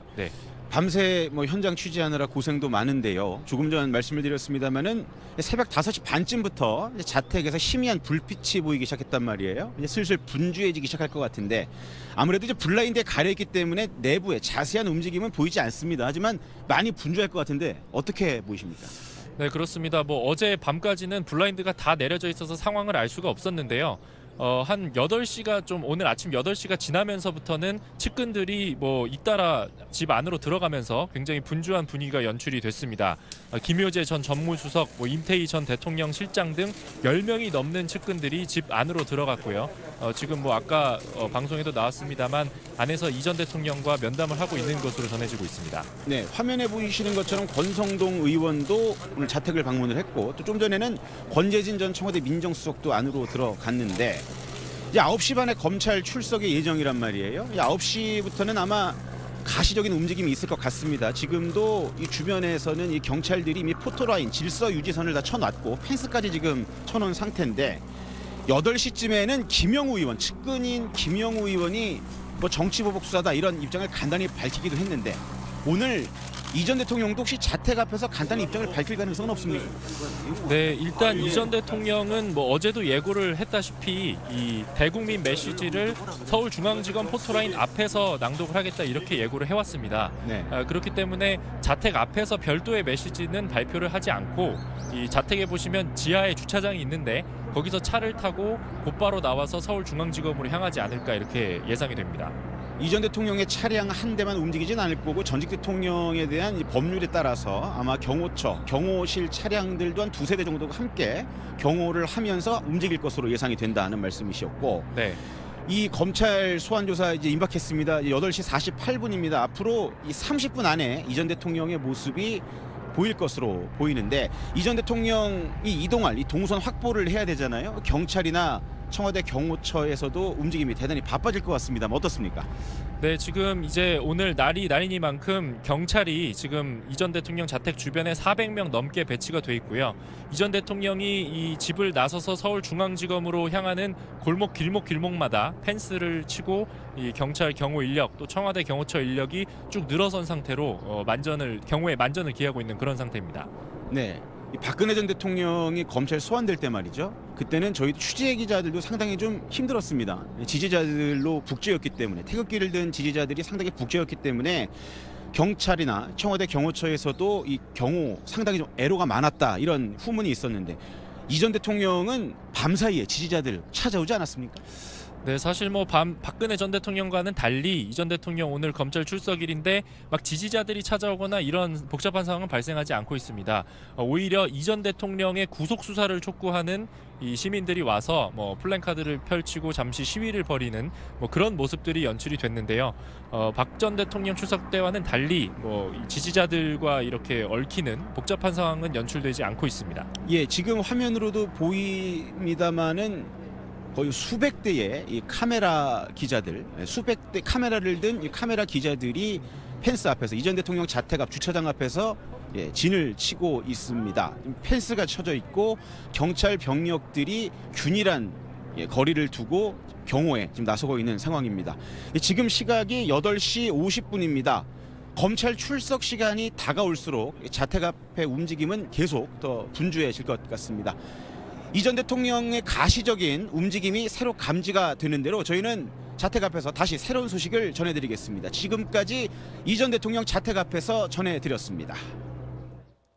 자, 그럼 다시 스튜디오에서 전문가분들 그리고 취재 기자들과 함께 오늘 조사 상황에 대해서 다시 한번 얘기를 나눠보도록 하겠습니다. 지금까지는 이렇게 경찰 수사가 진행된 과정을 저희가 한번 짚어봤고요. 오늘 수사가 어떻게 진행이 될까가 사실 굉장히 중요한데 검찰이 지금 뭐 혐의가 몇 개냐에 대해서는 굉장히 뭐 말이 분분합니다만 사실은 숫자가 중요한 건 아니고요. 네. 검찰이 지금 중요하게 짚은 것은 3가지, 뇌물수수, 횡령, 조세포탈 3가지입니다. 이 뇌물수수 부분은 강신업 변호사님 어떤 부분을 좀 주로 보게 될까요? 네, 특가법상 이제 뇌물죄가 되는데요. 처음으로는 그 국정원 특활비 받은 17억 5천만 원이 있습니다. 네네. 이것이 이제 뇌물죄 의혹을 받고 있는 것이죠. 두 번째는 삼성이 대납해준 소송비 60억이 되는데요. 네. 이것이 이제 뇌물죄가 될 가능성을 지금 이제 내포하고 있는 것이죠. 그다음에 이제 민간인들로부터 받았다고 하는 불법 자금들이 네네. 있습니다. 그것이 한 20-30억 되는데요. 그래서 약 111억 정도 얘기가 나오고 있는데 이것이 뇌물죄가 될 가능성이 있다 이렇게 보고 있는 것이죠. 지금 있는 혐의 중에서는 사실은 실제로 만약에 기소가 돼서 법정에서 이게 다뤄진다면 이 뇌물죄 부분이 제일 큰 거죠. 맞습니다. 이 뇌물죄 중에서 뭐 반만 인정이 된다 하더라도 말이죠. 이것은 굉장히 무거운 죄가 되기 때문에 이것이 결국은 이제 이명박 전 대통령 운명을 좌우하게 될 것입니다. 그런데 이제 국정원 특활비는 이것이 뇌물죄가 될지 아니면 국고손실이라든지 내지는 횡령죄가 될지 이런 것들을 좀 따져볼 부분이 있고요. 그다음에 삼성의 소송비 대납이라고 하는 부분은 이명박 전 대통령이 지시하거나 관여하거나 인지하고 있었는지 이런 것들이 이제 쟁점이 될 것이고요. 그다음에 민간인들로부터 받았다는 부분은 정치자금법 위반이 될 여지도 있거든요. 정치자금법 위반으로 본다면 사실은 공소시효가 지났습니다. 그래서 이것을 이제 뇌물죄로 볼 수 있는지 본다면 이명박 전 대통령까지 넘어갈 것인지 흘러갈 것인지 이것이 이제 하나의 쟁점으로 부각되고 있는 겁니다. 뭐 이건 이제 검찰에서 입증을 해야 되겠지만 만약에 뇌물로 인정이 된다면 형량이 굉장히 이건 뇌물죄는 좀 센 편이죠. 네, 뇌물죄로 인정이 된다면 이 금액이 이제 1억 이상이 되면 말이죠. 무기징역까지 가능합니다. 그래서 박근혜 전 대통령의 경우도 가장 중요했던 것이 이제 뇌물죄가 인정됐다는 부분이거든요. 그런데 거기도 뭐 약 30억 정도 또 뭐 한 70억 정도 이렇게 이제 얘기가 나오고 있는 거 아닙니까? 네네. 그런데도 불구하고 상당히 중형이 지금 하나의 지금 구형돼 있거든요. 최순실 같은 경우는 이제 선고가 됐고요. 그런 걸로 볼 때 이명박 전 대통령도 이 뇌물죄가 인정이 된다면 사실은 중형을 피하기가 어려울 것입니다. 횡령은 다수 관련일 거고요, 아마. 그렇죠. 그건 이제 300억 자금을 비자금을 조성했다는 부분이거든요. 그래서 이영배라든가 뭐 이런 사람들을 통해서 약 300억 정도가 비자금이 조성돼서 그것이 이제 이명박 전 대통령에게 흘러간 정황이 있다. 이런 얘기인데 그것은 이제 특경법상 횡령이 됩니다. 만약 그 횡령이 인정이 된다면 그건 100억 정도가 넘으면 한 5 내지 8년 정도 형이 나올 수 있습니다. 이게 나중에 더해지는 건가요? 아니면 뭐 합해서 같이 판단을 해서 최종 형을 뭐 내리게 되는 건가요? 제가 여러 개면요. 가장 무거운 죄. 예를 들어서 가장 무거운 죄가 10년이다 그러면 그다음에 나머지는 2분의 1을 이제 그래서 15년까지 요 안에서 결정하게 됩니다. 근데 이제 알아야 할 것이 하나가 그렇다고 15년이라는 것이 아니라 그 15년 안에서 선고형을 정하게 된다. 이런 말씀입니다. 어제 검찰이 조셉 포탈 얘기는 처음 꺼냈습니다. 박현석 기자. 조셉 포탈이 뭐 새로운 얘기는 아니고요. 이 방금 말씀 나누신 그 다스 비자금 횡령 부분이랑 연결이 된 겁니다. 그게 어떻게 된 얘기냐면 이 회사에 부외 자금, 비자금을 만들면 그만큼의 돈을 빼놓고 세금을 내기 때문에 조셉 포탈이 이루어지는 거고 그러니까 300억 원 정도의 횡령이 있었다고 하면 그만큼 거액에 대한 세금을 냈었어야 되는데 그 세금을 내지 않았기 때문에 조셉 포탈이다. 그러니까 사실 처벌이라는 게 부외 자금을 조성한 것만으로는 처벌이 이루어지지 않습니다. 우리나라 판례에서도 부외 자금 조성 자체가 죄는 아니고 이 부외 자금 조성으로 인해서 조셉 포탈이 이루어졌을 때 처벌이 되는 부분이고 그런 면에서 이 검찰에서도 단순 횡령, 부외 자금 조성뿐만 아니라 조셉 포탈 부분까지 지금 수사를 하고 있는 것으로 보입니다. 이명박 대통령 집 앞 지금 현재 모습인데 점점 더 사람들이 많아지는 것 같습니다. 경찰이나 경호 인력이 많아지는 것 같습니다. 자, 최재형 기자 한 2주 전쯤에 이명박 전 대통령이 천안함 기념관에 다녀온 이후부터는 공식 일정이 별로 없었고 원래 나가던 사무실에도 거의 안 갔던 것 같고요. 지금 전해지기로는 집에서 변호사들하고 이 조사를 놓고 연습을 했다 뭐 이런 얘기가 나오고 있는데 그동안에 어떻게 좀 연락을 해봤습니까? 네, 지금 이명박 전 대통령 같은 경우에는 이제 퇴임하고 난 이후에 삼성동에 이제 사무실 하나 마련해 놓고 이제 당시에 청와대 참모들 중심으로 매주 월요일마다 정례적인 모임을 가졌습니다. 일종의 친목 모임 같은 성격이었죠. 그런데 이제 검찰 수사가 좀 본격화되고 이제 칼날을 좀 매섭게 들어오면서 이제 그 모임이 이제 검찰 수사를 대비하는 이제 회의 형식으로 좀 바뀌었습니다. 그런데 이제 마지막으로 지난 2주 전에도 이제 사무실에 나오진 않고 월요일 날 천안함 기념관을 방문한 그 일정을 마지막으로 2주 동안은 이제 자택에서 칩거하고 있으면서 이제 변호사들과 주로 전화로 얘기를 하거나 아니면 변호사들이 이제 자택에 방문해서 이제 조율하고 이런 상황이었습니다. 지금 이 전 대통령 같은 경우에는 또 기관지가 좀 굉장히 불편하다. 뭐 이런 좀 이야기가 좀 있었는데요. 그리고 이 전 대통령이 올해 우리나라 나이로 이제 77세, 그러니까 뭐 적지 않은 나이이기 때문에 측근들 얘기에 따르면은 이제 좀 극심한 스트레스로 인해서 조금 몸이 불편해서 월요일 모임도 못 나오고 지금 자택에서 뭐 휴식을 취하고 있다 이런 이야기들을 자주 들을 수 있었습니다. 자, 강신업 변호사님 지금 저희가 듣기로는 이명박 전 대통령은 오늘 검찰 조사에 나가서 전면 부인을 할 걸로. 전면 부인할 겁니다. 돈이 본인에게 직접 온 게 다 없다. 뭐 사위, 형, 측근들이 받았고 본인 돈 받은 게 없고 다수도 내 게 아니다라고 지금 주장을 할 걸로 알려지고 있어요. 그렇습니다. 그렇게 전략을 세우는 게 맞습니까? 그렇게 가야 될까요? 이명박 전 대통령의 변호인이라면 그렇게 할 수밖에 없습니다. 근데 박근혜 전 대통령하고 다른 것이 있습니다. 박근혜 전 대통령은 먼저 그 태블릿 PC라고 하는 것 물증이 이제 제시가 됨으로써 거기에 끌려가 들어간 점이 있습니다, 사실은. 그런데 이명박 전 대통령 같은 경우는 지금 인적 증거가 먼저 나와 있는 겁니다. 사람의 진술. 그렇죠. 사람들의 진술이죠. 그리고 물적 증거는 영포 빌딩에 어떤 뭐 문건들이 있다고 하지만 그것들이 얼마나 증거 가치를 갖는지, 증명력을 갖는지는 좀 따져봐야 됩니다. 그리고 또 하나는 법리적으로 다퉈볼 만한 점이 있습니다.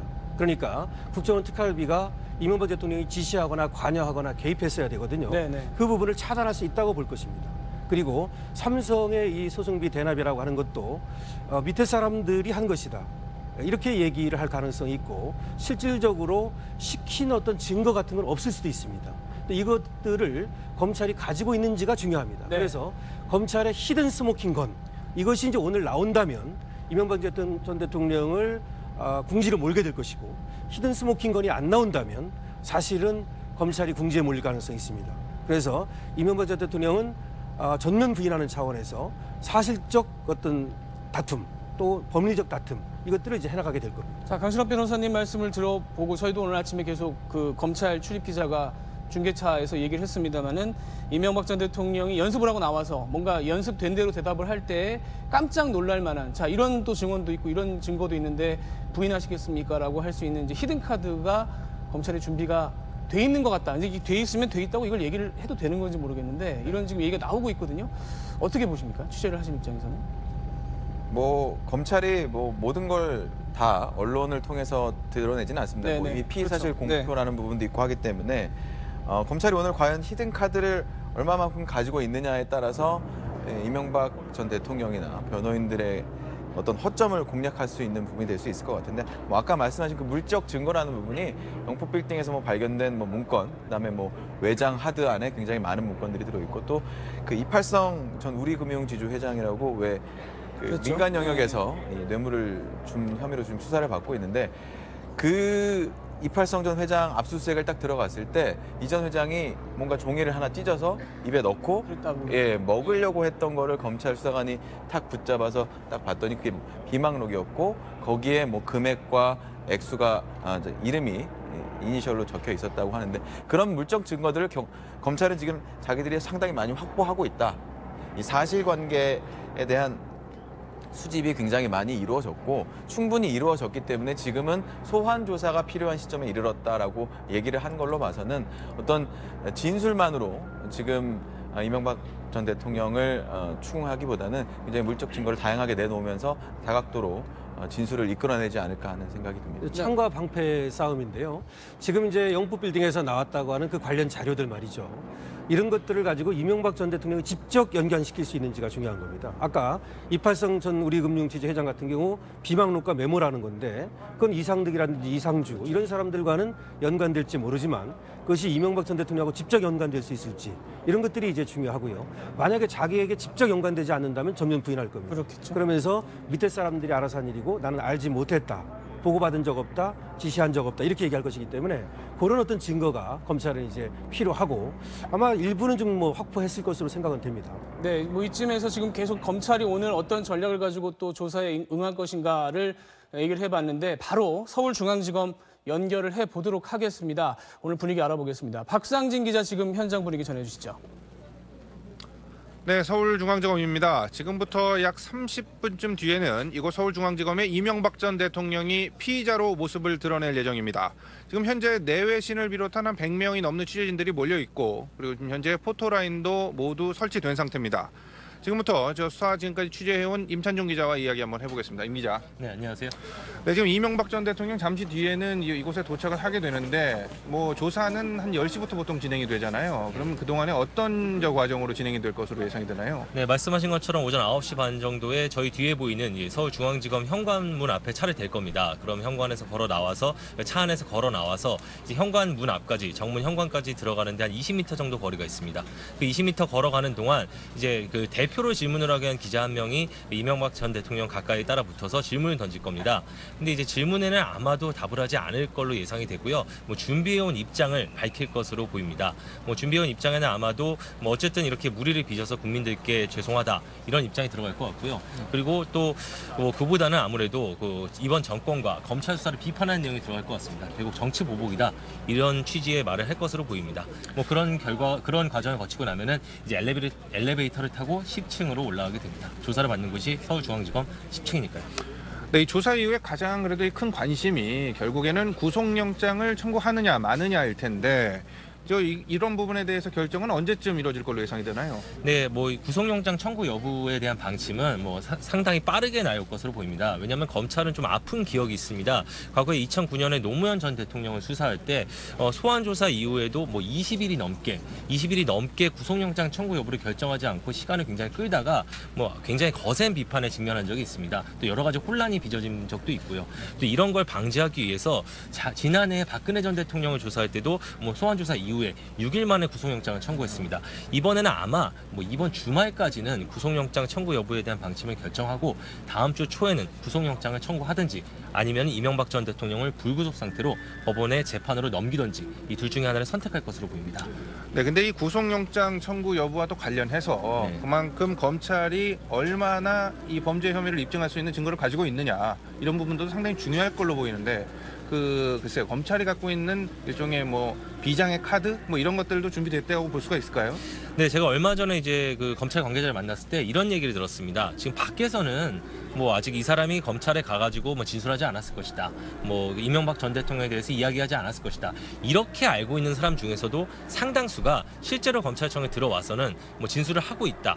이렇게 얘기를 했습니다. 이게 무슨 뜻이냐면은 지금 이명박 전 대통령 측이 전혀 예상하지 못하고 있는 인물들 가운데 어떤 사람들이 이 진술을 하고 있다는 겁니다. 아마 검찰은 이제 오늘 조사 과정에서 이명박 전 대통령이 혐의를 부인하면 그 순간 이렇게 이명박 전 대통령 측이 예측하지 못하는 증거나 진술을 꺼내면서 아마 이명박 전 대통령을 계속 추궁할 것으로 보입니다. 또 실제로 이런 진술과 증거들 그리고 오늘 조사 결과를 종합해서 그동안 확보한 물증들을 종합해서 만약에 구속영장을 청구하게 되면은 뭐 법원에 가서 이러이런 이유 때문에 이런 증거들 때문에 구속이 필요하다 이렇게 설명할 것으로 보입니다. 네, 오늘 이명박 전 대통령의 변호인도 뭐 물론 정동기 전 민정수석이 이제 대한변협의 유권 해석으로 변호인단에 참여는 못하게 됐지만 일단 4명의 변호사들이 있지 않습니까? 네, 그렇습니다. 근데 이제 이명박 전 대통령 측의 일종의 뭐 논리, 방어 논리 이런 부분들은 어떻게 예상이 되나요? 네, 방어 논리는 이제 일단 가장 큰 것은 다스입니다. 지금 뇌물 혐의가 100억 원이 넘는다고 말을 하지 않습니까?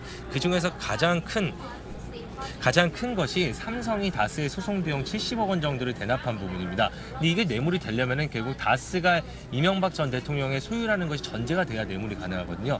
때문에 일단 다스가 이명박 전 대통령 소유가 아니라는 점을 네, 지금 저희 다시 스튜디오에서 지금 서울중앙지검 상황 보고 왔고요. 굉장히 바쁘게 돌아가고 있는 것 같습니다. 오늘 수사 상황에 대해서, 조사 상황에 대해서 다시 한번 얘기를 나눠보도록 하겠습니다. 현재 9시 5분을 지나고 있어서 10분쯤 뒤면은 출발을 하게 될 것 같습니다. 다시 좀 얘기로 돌아와서 자, 오늘 또 중요하게 지금 계속 나오는 부분이 이명박 전 대통령이 이런저런 부인을 할 경우에 어떤 증거를 검찰에 내놓을 수 있느냐 하는 부분인데 사실은 굉장히 중요한 부분들이 이 전 대통령의 측근들의 입입니다. 검찰 조사를 받고 돌아간 사람들이 검찰에서 뭐라고 얘기했느냐, 어떤 것까지 얘기했느냐 이 부분이 또 굉장히 중요할 텐데 최재형 기자가 그 측근들하고도 좀 연락을 해봤죠. 어떤? 네, 일단 뭐 그 검찰 수사에서 이명박 전 대통령에게 결정적인 뭐 불리한 증언을 한 측근들이라고 하면은 뭐 김희중 전 부수실장과 김백준 전 기획관 뭐 대표적으로 2명 정도를 들 수 있을 것 같습니다. 뭐 직접 연락을 해봤을 때는 연락을 솔직히 닿진 않았고요. 근데 이제 측근을 통해서 혹시 조사받고 난 이후에 혹시 좀 이렇게 연락이 됐냐, 접촉을 했냐, 뭐 어떤 얘기가 있었냐 이렇게 물어봤을 때 측근들이 공통적으로 하는 얘기가 있었어요. 접촉하지는 않았다. 굳이 접촉하지는 않았다. 이명박 전 대통령 쪽과 접촉을 하고 있지는 않다.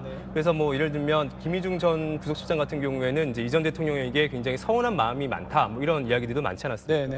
그래서 관련돼서도 아마 그런 것 때문에 그러면 검찰 조사에서 좀 이렇게 진술을 한 거 아니냐 뭐 이런 식으로 이제 접근을 해봤을 때도 항상 나오는 답은 좀 일괄적이었습니다. 뭐였냐면 그래도 한때 같이 일했던 참모들인데 아무리 그렇다고 해서 우리가 그 사람들의 판단과 어떤 진술에 대해서 이명박 전 대통령 측에서는 어떤 얘기를 하기는 좀 부담스럽다. 할 얘기는 별로 없다. 뭐 이런 식이었습니다. 다시 정리를 하면은 결국 이명박 전 대통령 측도 김희중 전 부속실장이나 아니면 김백준 전 기획관에 대해서 뭐 적극적으로 접촉을 해서 뭐 어떤 이야기를 했는지 들어보고 이랬던 노력은 크게 하지 않았던 걸로 그렇게 추측이 됩니다. 사실은 좀 생각했던 것과는 다른 얘기라서 왜냐하면 어떤 조사를 받고 어떤 얘기를 하고 나왔는지를 솔직히 파악을 해야 대책을 세울 수 있을 텐데 그런 과정이 지금 취재한 거는 만약에 그렇게 좀 많이 없었다라고 한다면 과연 제대로 뭐 연습을 했다라고 하는데 과연 가능했을까?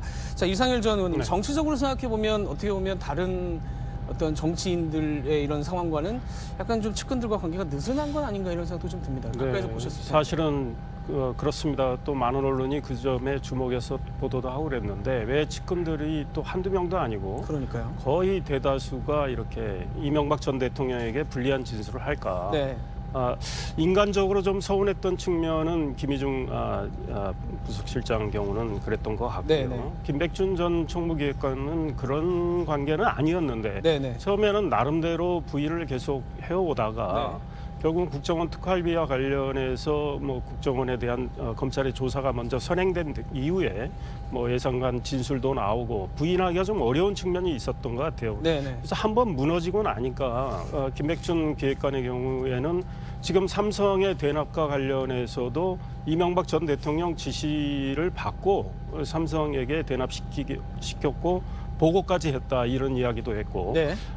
지금 문제가 된 영포빌딩 지하에 그 압수수색을 했을 때 제가 알기로는 김백준 기획관이 거기 한번 찾아봐라는 식으로 했던 거로 알고 있고 뭐 일부 언론 보도도 그런 게 있었는데 거기에 나온 문건 중에 하나가 VIP 보고 문건이라고 있습니다. 이 VIP는 이명박 전 대통령을 지칭하는 건데 거기에 보면 이 다스 소송과 관련해서 월 12만 5천 달러가 들어가고 이거는 삼성이 내고 있다라는 그런 내용이 있다는 거 아니겠습니까?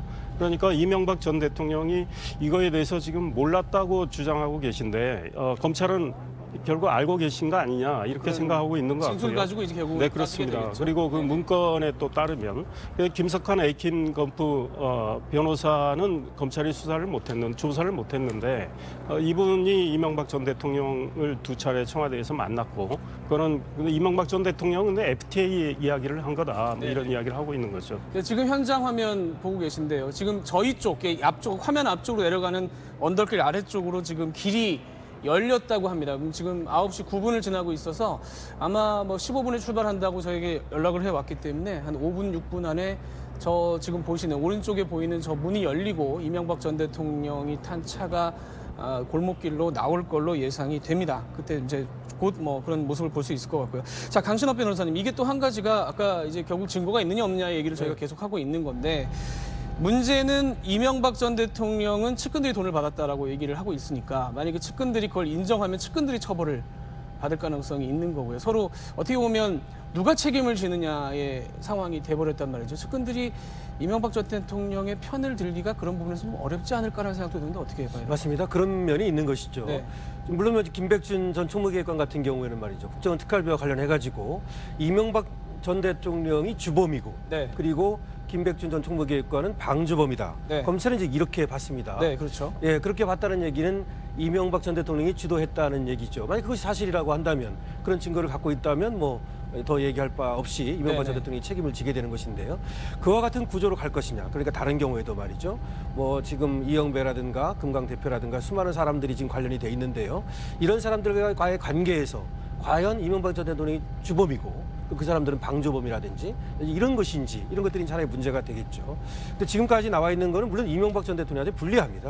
일방적으로 지금 그쪽으로 화살이 돌아가고 있기 때문에 일단 불리한데 그것을 얼마나 과연 그러면 타개할 수 있느냐. 다른 증거를 들이댄다든지 다른 사람들의 진술을 통해서 그 진술을 상쇄시킬 수 있느냐. 이것이 이제 하나의 쟁점이 되는 거고요. 아마 그것을 위해서 준비를 하고 또 오늘 거기에 초점을 맞춰서 이렇게 또 조사를 받을 걸로 생각이 됩니다. 그동안 뭐 보도들은 주로 검찰에서 이런 수사를 하고 있다는 얘기가 많이 나갔기 때문에 지켜보는 시청자분들 입장에서는 굉장히 검찰이 공세적으로 나갈 거라고 생각을 할 수 있는데 지금 변호사님 얘기를 듣다 보면은 이명박 전 대통령 쪽도 방어할 만한 뭐 부분들이 많다라고 이해를 해야 될까요? 있을 것으로 보이죠. 왜 그러냐면요. 지금 이제 검찰의 얘기는 언론을 통해서 회자되고 많은 사람들이 알고 있지만 이명박 전 대통령 측이 어떤 카드를 치고 있는지는 잘 드러나 있지 않거든요. 물론 거기에 카드가 없을 수도 있습니다.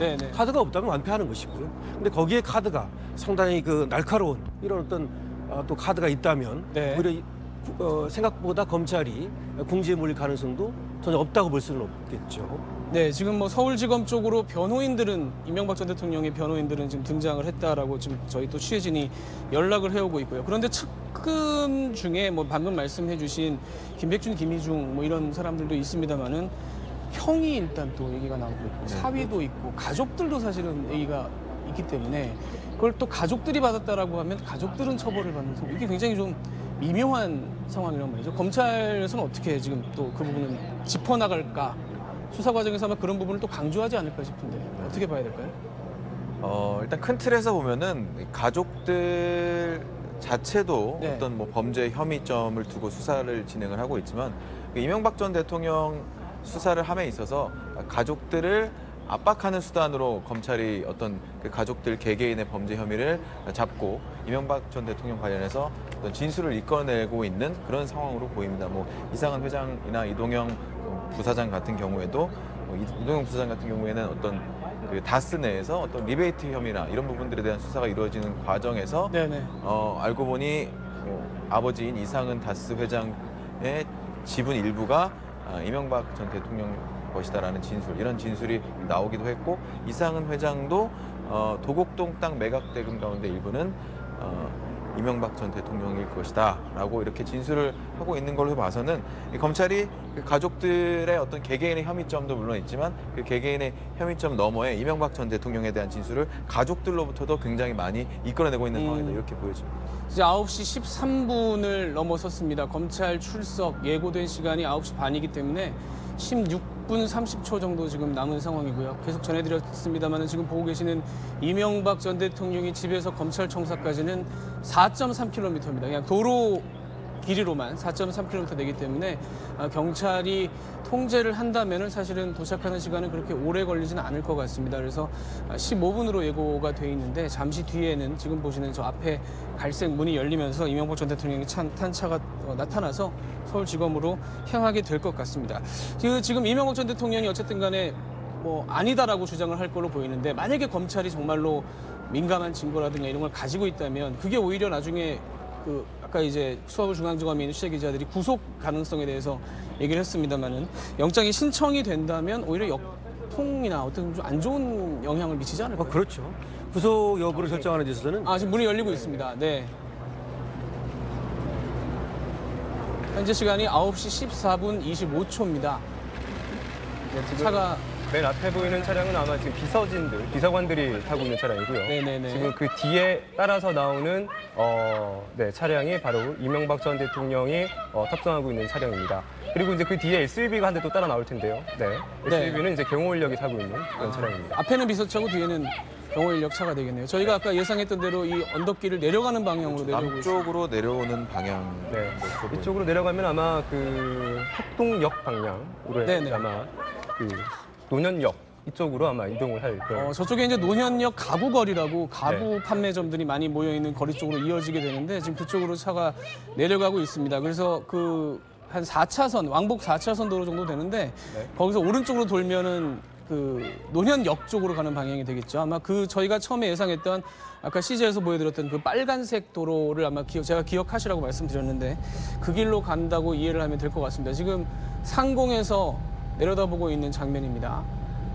세대가 지금 큰 길 쪽으로 천천히 움직이고 있습니다. 아까 최재형 기자 설명한 대로 맨 앞에는 비서진이 타고 있는 것 같고요. 이명박 전 대통령은 가운데 차에 타고 있고 맨 뒤에 경호인력이 타고 있는 차가 따라가고 있습니다. 지금 저희가 CG를 보여드리고 있는데 지금 깜빡깜빡하는 노년역 쪽으로 이동을 할 거로 보입니다. 저희가 이제 갈 수 있는 거의 모든 길을 다 지금 표시를 해놓은 건데 일단 노년역 쪽으로 오른쪽으로 돌면 아까 말씀드린 대로 이쪽이 이제 가구거리가 되겠고요. 경찰들이 저 위쪽에 또 경비를 서고 있네요. 저희가 지금 학동로로 보여지는데요. 이쭉 가다 보면 노년역이 나올 겁니다. 노년역에서 한 차례만 좌회전을 하면 신노년역 방향으로 가는 강남대로로 접어들게 되고 이 강남대로를 쭉 가다가 강남역 사거리에서 우회전 한번 하면 교대역, 서초역을 지나서 바로 중앙지검에 도착하게 돼 있습니다. 강남대로라는 길이 이제 한남대교를 넘어서 강남역 쪽으로 내려가는 큰 길. 그 길입니다. 왕복 한 12차선 가까이 되는 가운데 버스 전용차로도 있고 굉장히 큰 길인데 지금 말씀은 지하철역 몇 개 말씀드렸습니다만은 저희가 말씀 나누는 가운데 금방 아마 차량이 도착할 것으로 보입니다. 지금 노년역 쪽으로 진행을 하고 있습니다. 지금 깜빡깜빡하는 곳이 노년역인데 노년역 쪽으로 가게 되면 이제 좌회전을 하게 될 걸로 보입니다. 현재 진행하고 있고요. 양쪽이 아까 말씀드린 대로 이제 가구 판매점들이 있는 거리고요. 이미 노년역에 노년역에서 좌회전을 하지 않네요. 직진을 해서 반포역 쪽으로 직진을 하고 있습니다. 반포역 쪽이라면 강남고속버스 터미널이 있는 방향입니다. 저쪽으로 쭉 가면 왼쪽에 근데 터미널까지 가면 사실 거긴 좌회전이 되질 않습니다. 그러니까 터미널에서 좌회전을 해서 쭉 넘어가야 이제 검찰청이 나오는데 거기서는 바로 좌회전을 할 수가 없는데 오늘 뭐 경찰이 신호를 잡아주고 거기서 바로 좌회전을 할지. 반포역에서는 좌회전이 가능합니다. 반포역에서는 가능한데 터미널 사거리에서는 터미널 지나서까지는 가지는 않겠죠. 지금 예. 왼쪽에 그 LG 자이 아파트가 자이 아파트가 있고요. 예. 그다음에 지금 저 건너편 긴 멀리 보이는 갈색 건물이 반포 고속버스 터미널입니다. 네. 저 앞에서 좌회전 신호를 받으면 네, 들어갈 수가 있는 상황이기 네. 때문에 아마 그렇게 가지 않을까 현재로서는 예상이 되네요. 네, 지금 반포역을 지났습니다. 반포역을 지났고 고속버스 터미널 앞쪽까지 지금 진행을 한 상황입니다. 근데 그 도로에 고속터미널이라고 써 있는 걸 보실 수가 있는데 지금 버스 전용차로를 지나서 법원검찰청이라고 또 좌회전 신호가 보이는 게 지금 보이시죠? 예, 예. 아마 지금 이명박 전 대통령이 타고 있는 차량에는 맹형규 전 장관이 아마 함께 타고 있을 겁니다. 어제 김현재 전 수석이 이제 공식적으로 이제 기자들에게 발제기에서 이제 여기서 좌회전을 받아서 이제 언덕을 올라가면 예. 언덕을 올라가면 검찰 그 뒷문 아니죠. 저쪽으로 쭉 올라가게 되면 법원 동문이 나옵니다. 그렇죠. 법원 쪽이 나오죠. 예, 법원 쪽이 나오기 때문에 저리로 가다 보면 교대역으로 내려가서 우회전을 하거나 아니면 법원 쪽 문을 통과하는 두 가지 길이 큰 길이 있을 수가 있겠죠. 여기 지금 신호에 잡혀 있는 상황입니다. 보통은 통제를 해서 이런 일이 없도록 하는데 지금 오른쪽에 그 고속버스들이 서 있는 게 보이실 겁니다. 오른쪽에 그 강남 고속버스 터미널이고요. 네, 주차장이고 지금 올라가면은 삼풍 아파트, 그렇죠. 네, 삼풍 아파트 있는 지역으로 넘어가게 됩니다. 언덕길을 올라가게 되는데 언덕을 넘으면 이제 교대역으로 가는 거죠. 네, 교대역으로 이어집니다. 지금 신호에 잡혀 있는 상황이고. 지금 경찰이 앞에서 다시 통제를 하고 있는 걸로 보이고 서서히 차들이 다시 움직이고 있습니다. 14분 30초 정도에 출발을 했으니까 현재 한 4분 30초 정도 지난 상황이고요. 곧 뭐 2, 3분 안에 이 정도면 도착을 할 것 같습니다. 그래서 동선 같은 경우에는 이제 이명박 전 대통령이 아직까지 대통령 경호실의 경호를 받고 있습니다. 그렇기 때문에 어떻게 동선을 짤지에 대해서는 대통령 경호실에서 최종적으로 결정을 하는 거거든요. 그래서 아마 대통령 경호실에서 저희가 처음 예상했던 것과 좀 다른 경로를 아마 선택을 지금 3호 가든 사거리로 불리는 지역을 지나서 그 고속버스 터미널은 지났고요. 계속 언덕길을 올라가면 이제 오른쪽에 법원 건물이 오른쪽에 보이는 거죠. 서울중앙지방법원하고 서울고등법원이 있고 지금 왼쪽에 삼풍 아파트가 있고요. 건너가서 오른쪽에 이제 법원이 곧 보일 걸로 보입니다. 역시 뭐 거리가 워낙 짧기 때문에 걸리는 시간 자체는 그렇게 길지가 5분 않습니다. 만에 뭐 서초동에 이미 들어온 상황이고요. 네. 이제 정면으로 가면 교대역이 곧 나오겠죠. 아까 말씀드린 대로 법원 쪽 문으로 들어갈지 아니면 교대역을 끼고 오른쪽으로 돌아서 다시 검찰청사로 들어가는 문을 택하게 될지. 오른쪽이 법원으로 보이는데요. 네, 그냥 법원 가는 문은 통과를. 네, 아니 아직 지금 문이 다 안 나왔습니다. 뭐 오른쪽 차선으로 붙질 않는 거 보니까 언덕길로 내려가기 시작하면 오른쪽에 바로 이제 법원으로 들어가는 문이 있는데 그쪽으로 들어갈지 아니면 돌아서 검찰청. 오른쪽은 경찰 오토바이들이 서 있는 거 보니까 법원 가는 문은 바로 들어갈 안 것 들어가는 같지는 것 같고요. 않습니다. 네, 교대역을 끼고 오른쪽으로 돌아서 다시 이제 검찰청사 쪽으로 가게 될 것 같습니다. 저 문이 법원으로 향하는 문인데 지금 법원 문이 닫히고 있네요. 네, 예. 법원 쪽에서 더 내려가서 그곳으로 들어가도 통할 수는 있는데 쭉 연결은 돼 있습니다. 상징성이 있기 때문에 법원으로 들어가지 않고 이제 오른쪽으로 서서히 돌고 있습니다. 이곳이 교대역입니다. 현재가 교대역에서 서초역 방향으로. 네, 서초역 방향으로 가서 가다가 바로 오른쪽으로 이제 서초역까지 가지 않고 오른쪽으로 올라가면 이 서울중앙지검 동문으로 연결이 될 수가 있고요. 서초역까지 가서 돌면 서울중앙지검 서문 쪽으로. 지금 서초역 쪽으로 가고 있고 지금 차가 이동하는 그 길에 오른쪽 안에 영포빌딩이 있죠. 그렇죠. 네, 영포빌딩이 바로 여기 옆에 지금 있는데 본인의 그 소유였던 영포빌딩 그 옆을 지나서 이제 서울중앙지검 쪽으로 서초역을 끼고 다시 오른쪽으로 돌게 되겠습니다. 지난해 박근혜 전 대통령도 이 서문 쪽으로 진입을 해서 청사에 도착을 했는데요. 네. 이제 서울중앙지검 서문이 보이기 시작을 합니다. 이 건너편이 대검청사고요. 이 맞은편에 서울중앙지검이 자리하고 있는데 지금 거의 다 네, 이제 검찰청사 정문으로 이제 그 경찰 차량들이 대기하고 있는 모습 보실 수가 있고요. 이제 서서히 오른쪽으로 들어가면 서울중앙지검에 도착을 하게 되겠습니다. 14분 30초에 집에서 출발을 해서 현재 7분 30초 정도 지난 상황이고요.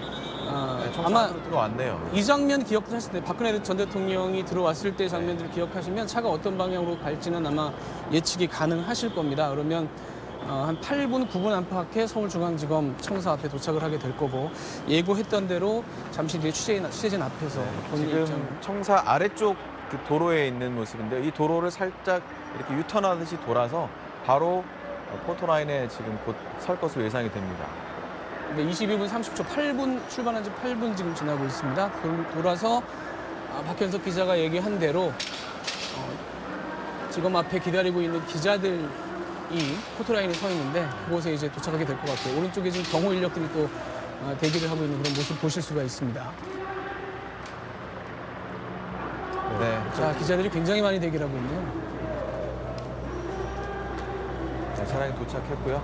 사무국장이 안내를 할 것으로 예상이 됩니다. 포토라인까지 안내를 할 것으로 예상이 되는데요.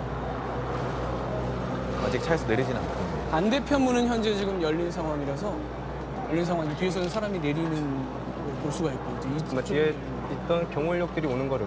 네. 자, 문이 열렸습니다. 23분 20초가 됐습니다. 어떤 입장을 밝힐지 좀 들어보도록 하겠습니다. 아래쪽에 포토라인이 마련됩니다.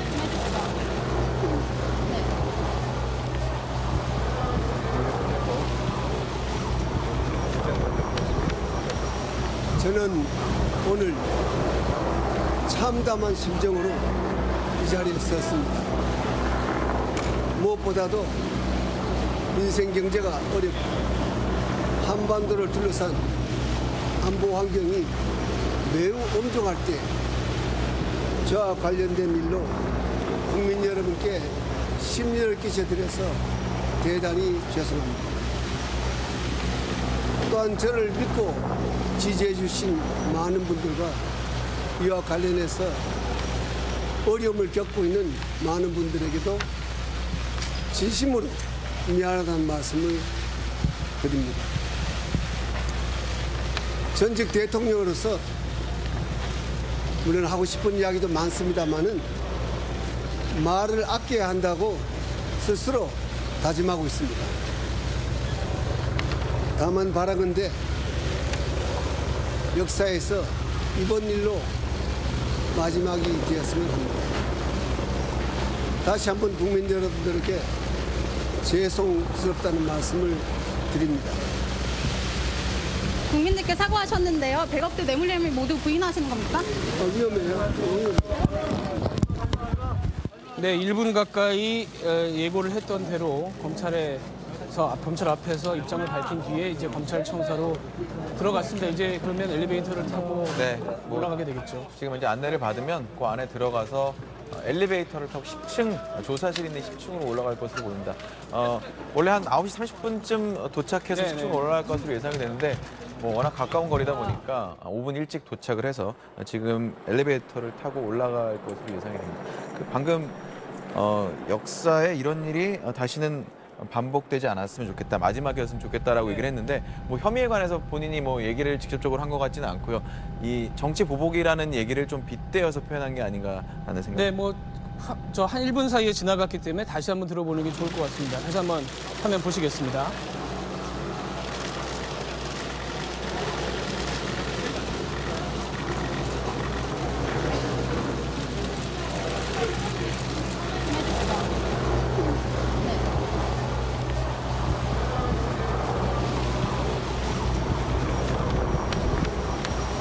저는 오늘 참담한 심정으로 이 자리에 섰습니다. 무엇보다도 민생 경제가 어렵고 한반도를 둘러싼 안보 환경이 매우 엄중할 때 저와 관련된 일로 국민 여러분께 심려를 끼쳐드려서 대단히 죄송합니다. 또한 저를 믿고 지지해 주신 많은 분들과 이와 관련해서 어려움을 겪고 있는 많은 분들에게도 진심으로 미안하다는 말씀을 드립니다. 전직 대통령으로서 물론 하고 싶은 이야기도 많습니다만은 말을 아껴야 한다고 스스로 다짐하고 있습니다. 다만 바라건대 역사에서 이번 일로 마지막이 되었으면 합니다. 다시 한번 국민 여러분들에게 죄송스럽다는 말씀을 드립니다. 국민들께 사과하셨는데요. 지금은 일반인용 엘리베이터를 타고 변호사들과 함께 10층에 올라갔다라는 소식이 전해져 오고 있습니다. 자, 이상일 전 의원님 방금 함께 발표 들으셨는데 어떻게 보셨습니까? 결국은 참담한 심정으로 저 자리에 섰다. 네네. 전직 대통령으로서 하고 싶은 이야기는 많지만 말을 아껴야 된다고 스스로 다짐하고 있다. 이번 일로 역사의 마지막이 됐으면 좋겠다 이런 취지잖아요. 그러니까 지금 나는 정치보복 때문에 이 자리에 왔다. 그리고 나와 관련된 모든 혐의는 나는 부인한다. 이 내용이 들어있다고 저는 생각을 하고, 그러나 이런 상황이 조성된 데에 대해서는 국민 여러분께 송구하다는 사실 언론적인 이야기를 하신 거죠. 그러니까 앞으로 저 취지에서 검찰 조사를 받을 때 이명박 전 대통령은 본인에게 지금 적용받고 있는 모든 혐의에 대해서 아마 법리적으로 많은 부인을 할 거고, 검찰은 그동안에 조사한 결과를 가지고 추궁을 할 텐데요. 정말 치열한 공방전이 예상이 됩니다. 자, 이쯤에서 지금 이명박 전 대통령이 출석을 한 서울지검의 현재 상황 다시 한번 현장 기자들 연결해서 알아보도록 하겠습니다. 박상진 기자 전해주시죠. 네, 이명박 전 대통령 잠시 전인 22분에 서울중앙지검에 도착해서 청사 안으로 들어갔습니다. 도착해서 이번 일로 마지막이 되었으면 한다. 국민께 죄송하다라는 이야기를 하고 들어갔는데요. 이제는 엘리베이터를 타고 10층으로 올라갔습니다. 이제 앞으로 어떻게 되는지를 앞으로의 과정을 임찬종 기자가 설명해 드리겠습니다. 네, 이제 10층에 엘리베이터에 올라가서 아마 이제 10층에 도착했다면 아마 이번 수사를 실무적으로 진두지휘한 한동훈 3차장 검사와 10층에 있는 서울중앙지검 특수 1부장실에서 잠깐 면담을 가질 예정입니다. 아마 지금쯤 면담이 막 시작됐을 것으로 보이고요. 한 5분 정도 면담을 하면서 간단하게 조사 과정에 대한 설명이라든가 이런 등등에 대해서 설명을 듣고 난 뒤에는 그다음에 곧바로 옆에 있는 1001호 조사실로 이동을 해서 조사를 받게 됩니다. 오늘 조사에는 검사 총 3명이 들어가게 됩니다. 그 신봉수 서울중앙지검 첨단범죄수사 1부장, 그리고 송경호 서울중앙지검 특수 2부장, 그리고 이복현 서울중앙지검 특수 2부 부부장 검사, 이 3명이 조사를 진행하게 됩니다. 일단 신봉수 부장검사 같은 경우에는 주로 다스의 횡령, 그리고 다스의 실소유주 의혹 이런 부분에 대해서 조사를 하게 될 것이고요. 그리고 송경호 특수 2부장 같은 경우에는 주로 다스의 소송 비용을 삼성이 대납했다는 의혹, 그리고 국정원 특수활동비 수수 의혹, 이렇게 주로 뇌물과 관련된 조사를 하게 될 것으로 보입니다. 또 이복현 부부장 검사 같은 경우에 직접 조사를 작성하면서 일부 부분에 대해서는 직접 조사 질문을 던지기도 할 것으로 보입니다. 네, 근데 특별히 10층에서 조사가 이루어지는 1001호에서 조사가 이루어지는 특별한 이유가 있나요? 일단 1001호 같은 경우에 지난해 박근혜 전 대통령이 조사를 받았던 곳입니다. 그때 박근혜 전 대통령이 조사를 받을 때 영상 녹화 조사도 필요하고 또 이렇게 간단한 간이 휴식 시설이나 이런 것도 필요하기 때문에 약간의 공사를 해가지고 조사실을 좀 넓게 만들었거든요. 그렇기 때문에 지난해 이미 전례상 이렇게 전직 대통령을 조사했던 조사 장소가 있기 때문에 이 10층에서 조사를 한 것으로 보입니다. 참고사항 말씀드리면 그 전까지 전직 대통령은 서울중앙지검에서 조사를 받지 않고 길 건너편에 있는 대검 중수부 특별조사실을 조사를 받았습니다. 하지만 이제 중수부가 없어지면서 대검 중수부 특조실도 없어지고 지난해 처음으로 전직 대통령을 서울중앙지검을 조사할 때 1001호 조사실을 좀 개조해서 만들었기 때문에 앞으로도 아마 전직 대통령 또는 그에 준하는 거물급 피의자가 오면은 이 1001호 조사실을 조사를 받게 될 가능성이 커 보입니다. 네, 지난해죠. 3월 21일 날 박근혜 전 대통령도 이곳에서 조사를 받지 않았습니까? 네. 그때 조사 시간만 해도 한 14시간 정도로 상당히 길었었는데 아무래도 이제 오늘 조사도 상당히 길어질 걸로 예상이 되죠. 네, 어제도 그 검찰 관계자가 기자들을 만난 자리에서 가급적 1회 조사로 마무리를 하려고 하기 때문에 밤 늦게까지 조사가 이어질 가능성이 크다 이렇게 말을 했습니다. 그렇게 되면 이제 예컨대 지난해 그 박근혜 전 대통령 같은 경우에는 조사 자체는 밤 11시 40분쯤 끝나고 이제 조서 열람을 7시간 정도 해가지고 그 다음 날 새벽 6시 55분쯤에 그렇죠. 나왔는데요.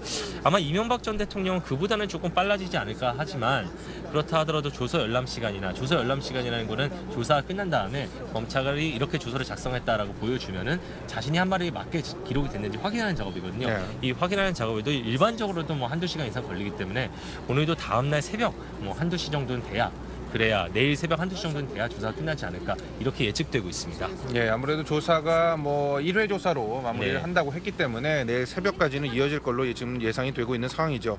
아무래도 그리고 조사 이후에 가장 큰 관심이 구속영장을 청구할 거냐 말 거냐 부분일 텐데 이 부분에 대한 결정 언제쯤 이루어질 걸로 예상이 될까요? 네, 일단 이르면은 아니면 늦어도 이번 주말까지는 구속영장 청구 방침에 대한 결정이 내려질 것으로 보입니다. 왜냐하면 검찰 같은 경우는 이제 구속영장 청구 방침을 상당히 빨리 결정하려고 하는데요. 왜 그러냐면은 이 예전에 검찰이 좀 안 좋은 추억이 있습니다. 어떤 부분이냐면 지난 2009년에 노무현 전 대통령을 조사할 때 소환 조사를 해놓고도 20일이 넘도록 구속영장 청구 여부를 결정하지 않고 있다가 굉장히 큰 비판을 받은 적이 있습니다. 이 때문에 지난해 박근혜 전 대통령을 조사한 이후에도 6일 만에 구속영장을 청구했고요. 이번에는 더 빨리 구속영장 청구 방침을 결정한 다음에 다음 주 초에 구속영장을 청구하든지 아니면은 이명박 전 대통령을 불구속 기소하든지 둘 중에 하나를 선택할 것으로 보입니다. 네, 그렇다면은 오늘 이명박 전 대통령 측의 일종의 방어 논리, 뭐 변호사를 지금 변호인단 4명 정도는 구성이 되어 있는 걸로 알려져 있는데 지금 이명박 전 대통령의 방어 논리는 어떤 식으로 지금 입장을 내세울 것으로 예상이 되나요? 네, 일단은 뭐 사실관계에 대해서 일단은 따질 것으로 보입니다. 일단 국정원 특수활동비 같은 경우는 뭐 측근들이 받는데 관여하지 않았다 이렇게 주장할 것이고요. 뭐 삼성의 다스 관련 소송에 대해서는 뭐 그런 일들이 진행되는지 나는 몰랐다. 뭐 삼성이 뭐 소송 비용을 대납해주는지 이런 것을 내가 알지 못했다 이렇게 주장할 겁니다. 또 하나 여기서 키포인트 보면은 다스의 실소유주가 자신이 아니라고 지금까지도 계속 그렇게 주장해왔고 아마 오늘 조사 과정에서 그렇게 주장할 것으로 보입니다. 왜냐하면은 지금 뇌물 의혹 가운데 가장 덩어리가 큰 부분이 삼성이 다스의 미국 소송 비용 70억 원을 대납해줬다 이 부분입니다. 이게 왜 뇌물이 되냐면 검찰이 다스가 이명박 전 대통령의 소유라는 전제를 가지고 있기 때문에 이 부분이 뇌물이 되는 겁니다. 뇌물 수수 혐의가 되는 겁니다. 근데 이 부분을 깨기 위해서는 물론 뭐 그런 행위 자체를 몰랐다라고 말하는 부분도 있는데 다스의 실소유주가 내가 아니다. 그렇기 때문에 이 뇌물이 아니다. 이렇게 주장할 수 있는 부분이 분명히 있습니다.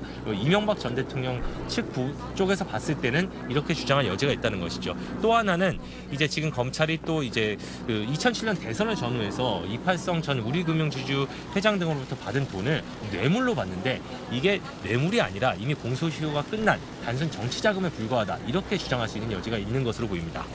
네, 그러면은 아무래도 구속영장 청구 여부 그리고 뭐 오늘 수사에서도 상당히 중요한 부분이기는 하겠지만 검찰로서는 이명박 전 대통령의 범죄 혐의를 입증할 수 있는 증거, 진술 뭐 이런 것들을 기본적으로 확보를 해놓고 있을 걸로 저희들은 예상을 하고 있는데 검찰 조사에서 일종의 비장의 카드, 뭐 이런 숨겨진 카드들을 내놓을 가능성이 있죠.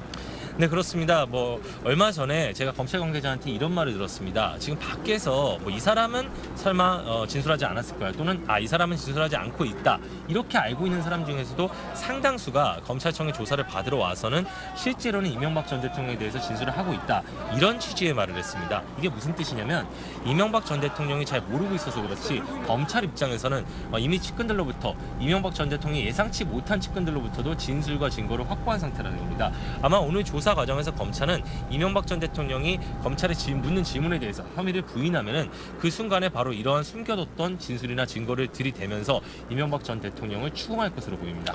네, 오늘 검찰은 이 조사, 이명박 전 대통령의 조사에 대한 이 과정을 중간중간 뭐 언론에게도 뭐 이렇게 이야기를 뭐 피의사실 공표 때문에 자세한 내용을 얘기를 할 수 없겠지만 어느 정도의 이야기는 하도록 지금 얘기를 나눠진 상태죠? 네, 그렇습니다. 뭐 검찰에서 중간중간 설명이 있을 것으로 보이고요. 말씀하신 것처럼 피의사실 공표 때문에 뭐 자세한 혐의 사실이나 조사 내용을 일일이 확인해 주진 않겠지만 뭐 어느 정도 지금 뭐 조사가 진행됐다라든가 뭐 앞으로 몇 시간 정도 뒤까지 조사가 이어질 것 같다. 그리고 현재 조사 장소에서는 누구누구가 들어가 있다. 이런 정도를 설명해 줄 것으로 보입니다. 네, 이명박 전 대통령 지금 현재 조사를 앞두고 아마 한동훈 3차장 검사와 만나서 조사에 대한 내용 그리고 이런 설명들을 듣고 있을 것으로 지금 시간으로는 예상이 됩니다. 저 앞으로 10시 정도부터는 본격적인 조사가 시작될 걸로 보이고요. 또 이후에 새로운 소식 들어오는 대로 계속 전해드리도록 하겠습니다. 지금까지 서울중앙지검이었습니다. 네, 다시 목동 스튜디오입니다. 박상진 기자, 임찬종 기자가 서울중앙지검에서 얘기를 하는 동안에 저희 스튜디오에서도 이제 오늘 이명박 전 대통령의 입장에 대해서도 얘기를 나눠봤는데, 자, 강신업 변호사님, 굉장히 법률적으로도 좀 조율이 된 문장인 것 같고, 그다음에 저희가 또 한 가지 의견 일치를 본 게 한 가지 굉장히 좀 눈길이 가는 게 조사에 성실히 응하겠다라고 하는 보통 나오는 사람들이 하는 얘기가 이번 여긴 없네요. 글쎄 말입니다. 네. 지금 거의 이렇게 나오면 조사에 성실히 응하겠다는 네, 그 얘기를 일상적으로 하거든요. 네네. 그 말을 의도적으로 안 한 것이라고 볼 수 있죠. 네. 결과적으로는 국민께 죄송하다는 말은 했지만 그건 언론적인 얘기를 하는 것이고요. 그다음에 참담하다라든지 국민 경제라든지 국가 안보를 얘기했거든요. 1월 17일 성명으로부터 하나도 벗어나지 않았습니다. 그리고 역사를 얘기했고 나로서 이제 이것이 마지막이 되면 좋겠다 이런 얘기는 결과적으로 이 법적 쟁점을 다투겠다. 그리고 나에 대한 혐의는 사실은 모두 부인한다. 이것을 아주 강한 방법으로 얘기한 것이다. 이렇게 볼 수 있겠습니다. 최재형 기자 얘기는 이제 계속 안에서도 변호사들과 측근들과 이거 문구를 가지고 얘기를 많이 했다고 하는데 어떤 뭐 법률적인 조언 같은 게 좀 많이 좀 가미가 된 것 같은 그런 느낌이 있습니다. 네, 확실히 그런 것 같습니다. 일단은 정무적인 판단도 물론 들어가 있는 것 같고요. 그다음에 이제 마지막에 이제 그 강훈 변호사를 비롯한 그 변호인단, 법률인들의 조언을 많이 받은 상태로 문구가 작성이 된 것으로 그렇게 보입니다. 지금 이 말씀은 이번에 이명박 전 대통령의 이 입장 표명은요. 지금 그 전에 1995년 12월에 전두환 전 대통령이 연희동 자택 앞 골목길에서 한 거하고 비슷합니다. 그러니까 정치적 필요에 따른 검찰의 이런 조사에는 협조할 수 없다. 이런 취지의 이야기를 했거든요. 근데 그 전에 한 달 전에 노태우 전 대통령의 경우는 국민께 송구하고 어떠한 처벌도 달게 받겠다. 이런 표현까지 썼어요. 내가 다 혼자서 안고 가겠다. 박근혜 전 대통령은 국민 여러분께 죄송하다. 성실히 조사에 임하겠다. 이런 이야기였단 말이에요. 그래서 이번에 이명박 전 대통령의 경우는 나는 지금 정치보복 차원에서 이런 일을 당하고 있다라는 이 이야기를 표현을 나로서 마지막이 됐으면 좋겠다 이렇게 한 거죠. 그리고 전직 대통령으로서 할 이야기가 많이 있지만 내가 지금은 참는다 이 뜻이기 때문에 전두환 전 대통령하고 비슷한 맥락이에요. 그래서 굉장히 아마 검찰과 이번 조사 과정에서 치열하게 다툴 것 같습니다. 정치보복이라는 말만 안 했을 뿐이지 결국 하고 싶은 말은 어쨌든 다 했다. 조금 전에 지금 보고 있는 장면, 이명박 전 대통령이 입장을 밝히고 올라갈 때 취재기자 중에 대표로 한 명이 이명박 전 대통령을 따라가면서 질문을 던졌었습니다. 거기에 대한 지금 어떤 얘기가 오갔는지 아까 화면이 빠르게 지나갔기 때문에 못 들으실 것 같아서 정리를 하자면 처음에는 전직 대통령으로 포토라인에 섰는데 한 말씀 좀 해주시죠라고 했는데 그냥 넘어갔고요. 국민들한테 죄송하다고 했는데 뇌물 혐의를 부인하는 거냐라고 했을 때 이제 바닥을 보면서 뭐라고 얘기를 했었는데 그 정확한 말은 여기 위험하다. 계단을 얘기를 하면서 위험하다라고 얘기를 하는 걸로 전해지고 있고 국민들이 궁금해하는데 다스는 누구 거냐라고 생각하느냐라고 하는 마지막 질문에는 답을 하지 않고 바로 들어간 걸로 그렇게 전해지고 있습니다. 보통 현장에 저렇게 이제 기자단이 모여서 질문을 미리 취합을 하거든요. 어떤 순서대로 뭐 다 일일이 대답을 하지 않을 거기 때문에 뭐부터 물어볼 것인가에 대해서 취합을 하는데 일단 제일 첫 번째 질문이 오늘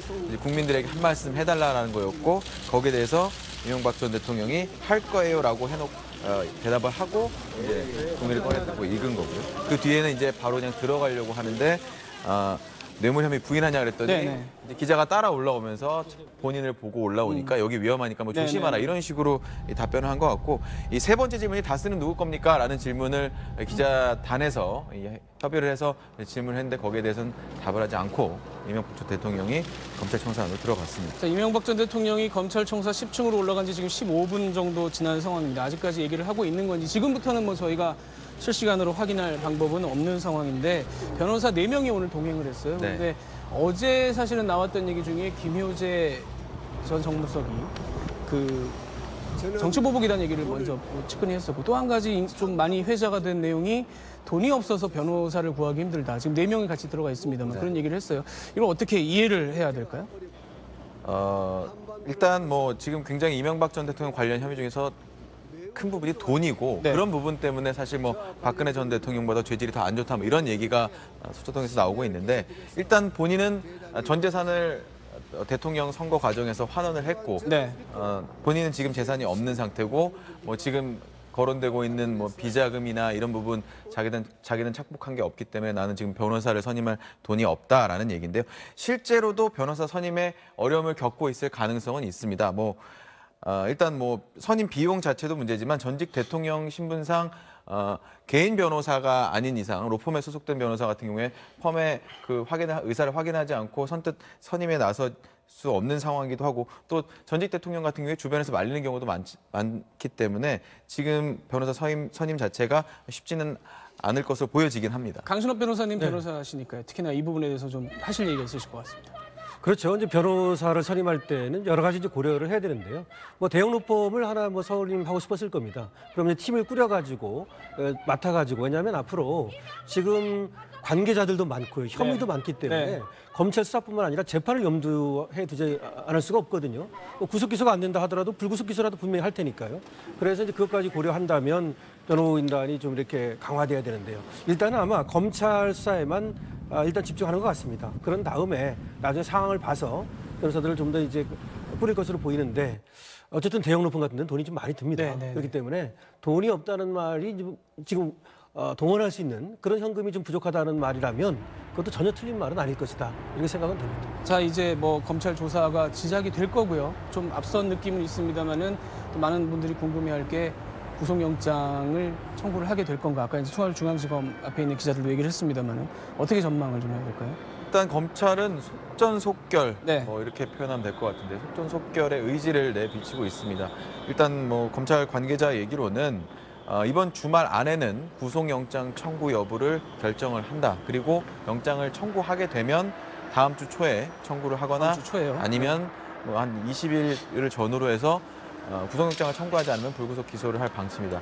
이 구속영장 청구를 놓고 너무 시간을 많이 끌 경우에 뭐 아까 중앙지검 앞에 있는 기자도 얘기를 했지만 과거 노무현 전 대통령 때 한 20일 정도 시간을 끌다가 굉장히 비판을 많이 받고 그런 경험이 있기 때문에 검찰 입장에서는 일단 이명박 전 대통령 조사가 오늘 끝나고 나면 주말까지는 구속영장 청구 여부를 결정할 것이다. 오늘이 수요일이니까 뭐 주말까지라면 며칠 남지 않았습니다. 며칠 남지 않은 상황. 자, 이명박 전 대통령이 마지막에 한 얘기, 이번 일이 마지막이 됐으면 한다. 이게 뭐 어떤 맥락에서 나왔던 얘기든 아마 지켜보는 모든 국민들이 같은 마음이지 않을까 하는 생각도 드는데, 자, 이상일 전 의원님, 오늘 뭐 같이 함께 이 이명박 전 대통령 검찰 출석하는 장면 지켜보셨는데 어떻게 좀 보셨습니까? 그러니까 우리 전직 대통령들이 이렇게 벌써 검찰의 5번째 오늘 이런 현장을 국민들과 함께 보고 있는데 정말 그 마음이 착잡합니다. 정말 나라를 위해서 헌신했던 그런 모습으로 보여서 존경받는 전직 대통령이 돼야 되는데 지금 혐의만 받고 있고 확인된 건 없지만 어찌됐든 여러 가지 혐의에 연루가 돼서 지금 포토라인에 섰다는 것, 그거 자체가 국민으로서 불행하고 이와 관련해서 우리가 지금 개헌 논의가 활발하게 정치권에 벌어지고 있지만 이 제왕적 대통령제의 문제, 역시 여기에 문제가 있지 않느냐 이런 생각을 하게 됩니다. 박근혜 전 대통령도 그랬고요. 그래서 일단 제도로 고칠 건 고치고 그다음 전직 대통령들 또 지도자들의 지금 현직을 비롯한 모든 정치권의 지도자들이 정말 마음가짐을 제대로 가져야 되겠다 이런 생각을 하게 됩니다. 네, 아마 이 뉴스 함께 보신 분들 모두 같은 마음이지 않을까 싶습니다. 지금까지 이명박 전 대통령 검찰 출석 SBS 뉴스특보 함께 보셨습니다. 더 자세한 검찰 수사 내용 그리고 이명박 전 대통령이 귀가하는 모습은 이어지는 정규 뉴스 시간에 전해드리도록 하겠습니다. 시청해 주셔서 감사합니다.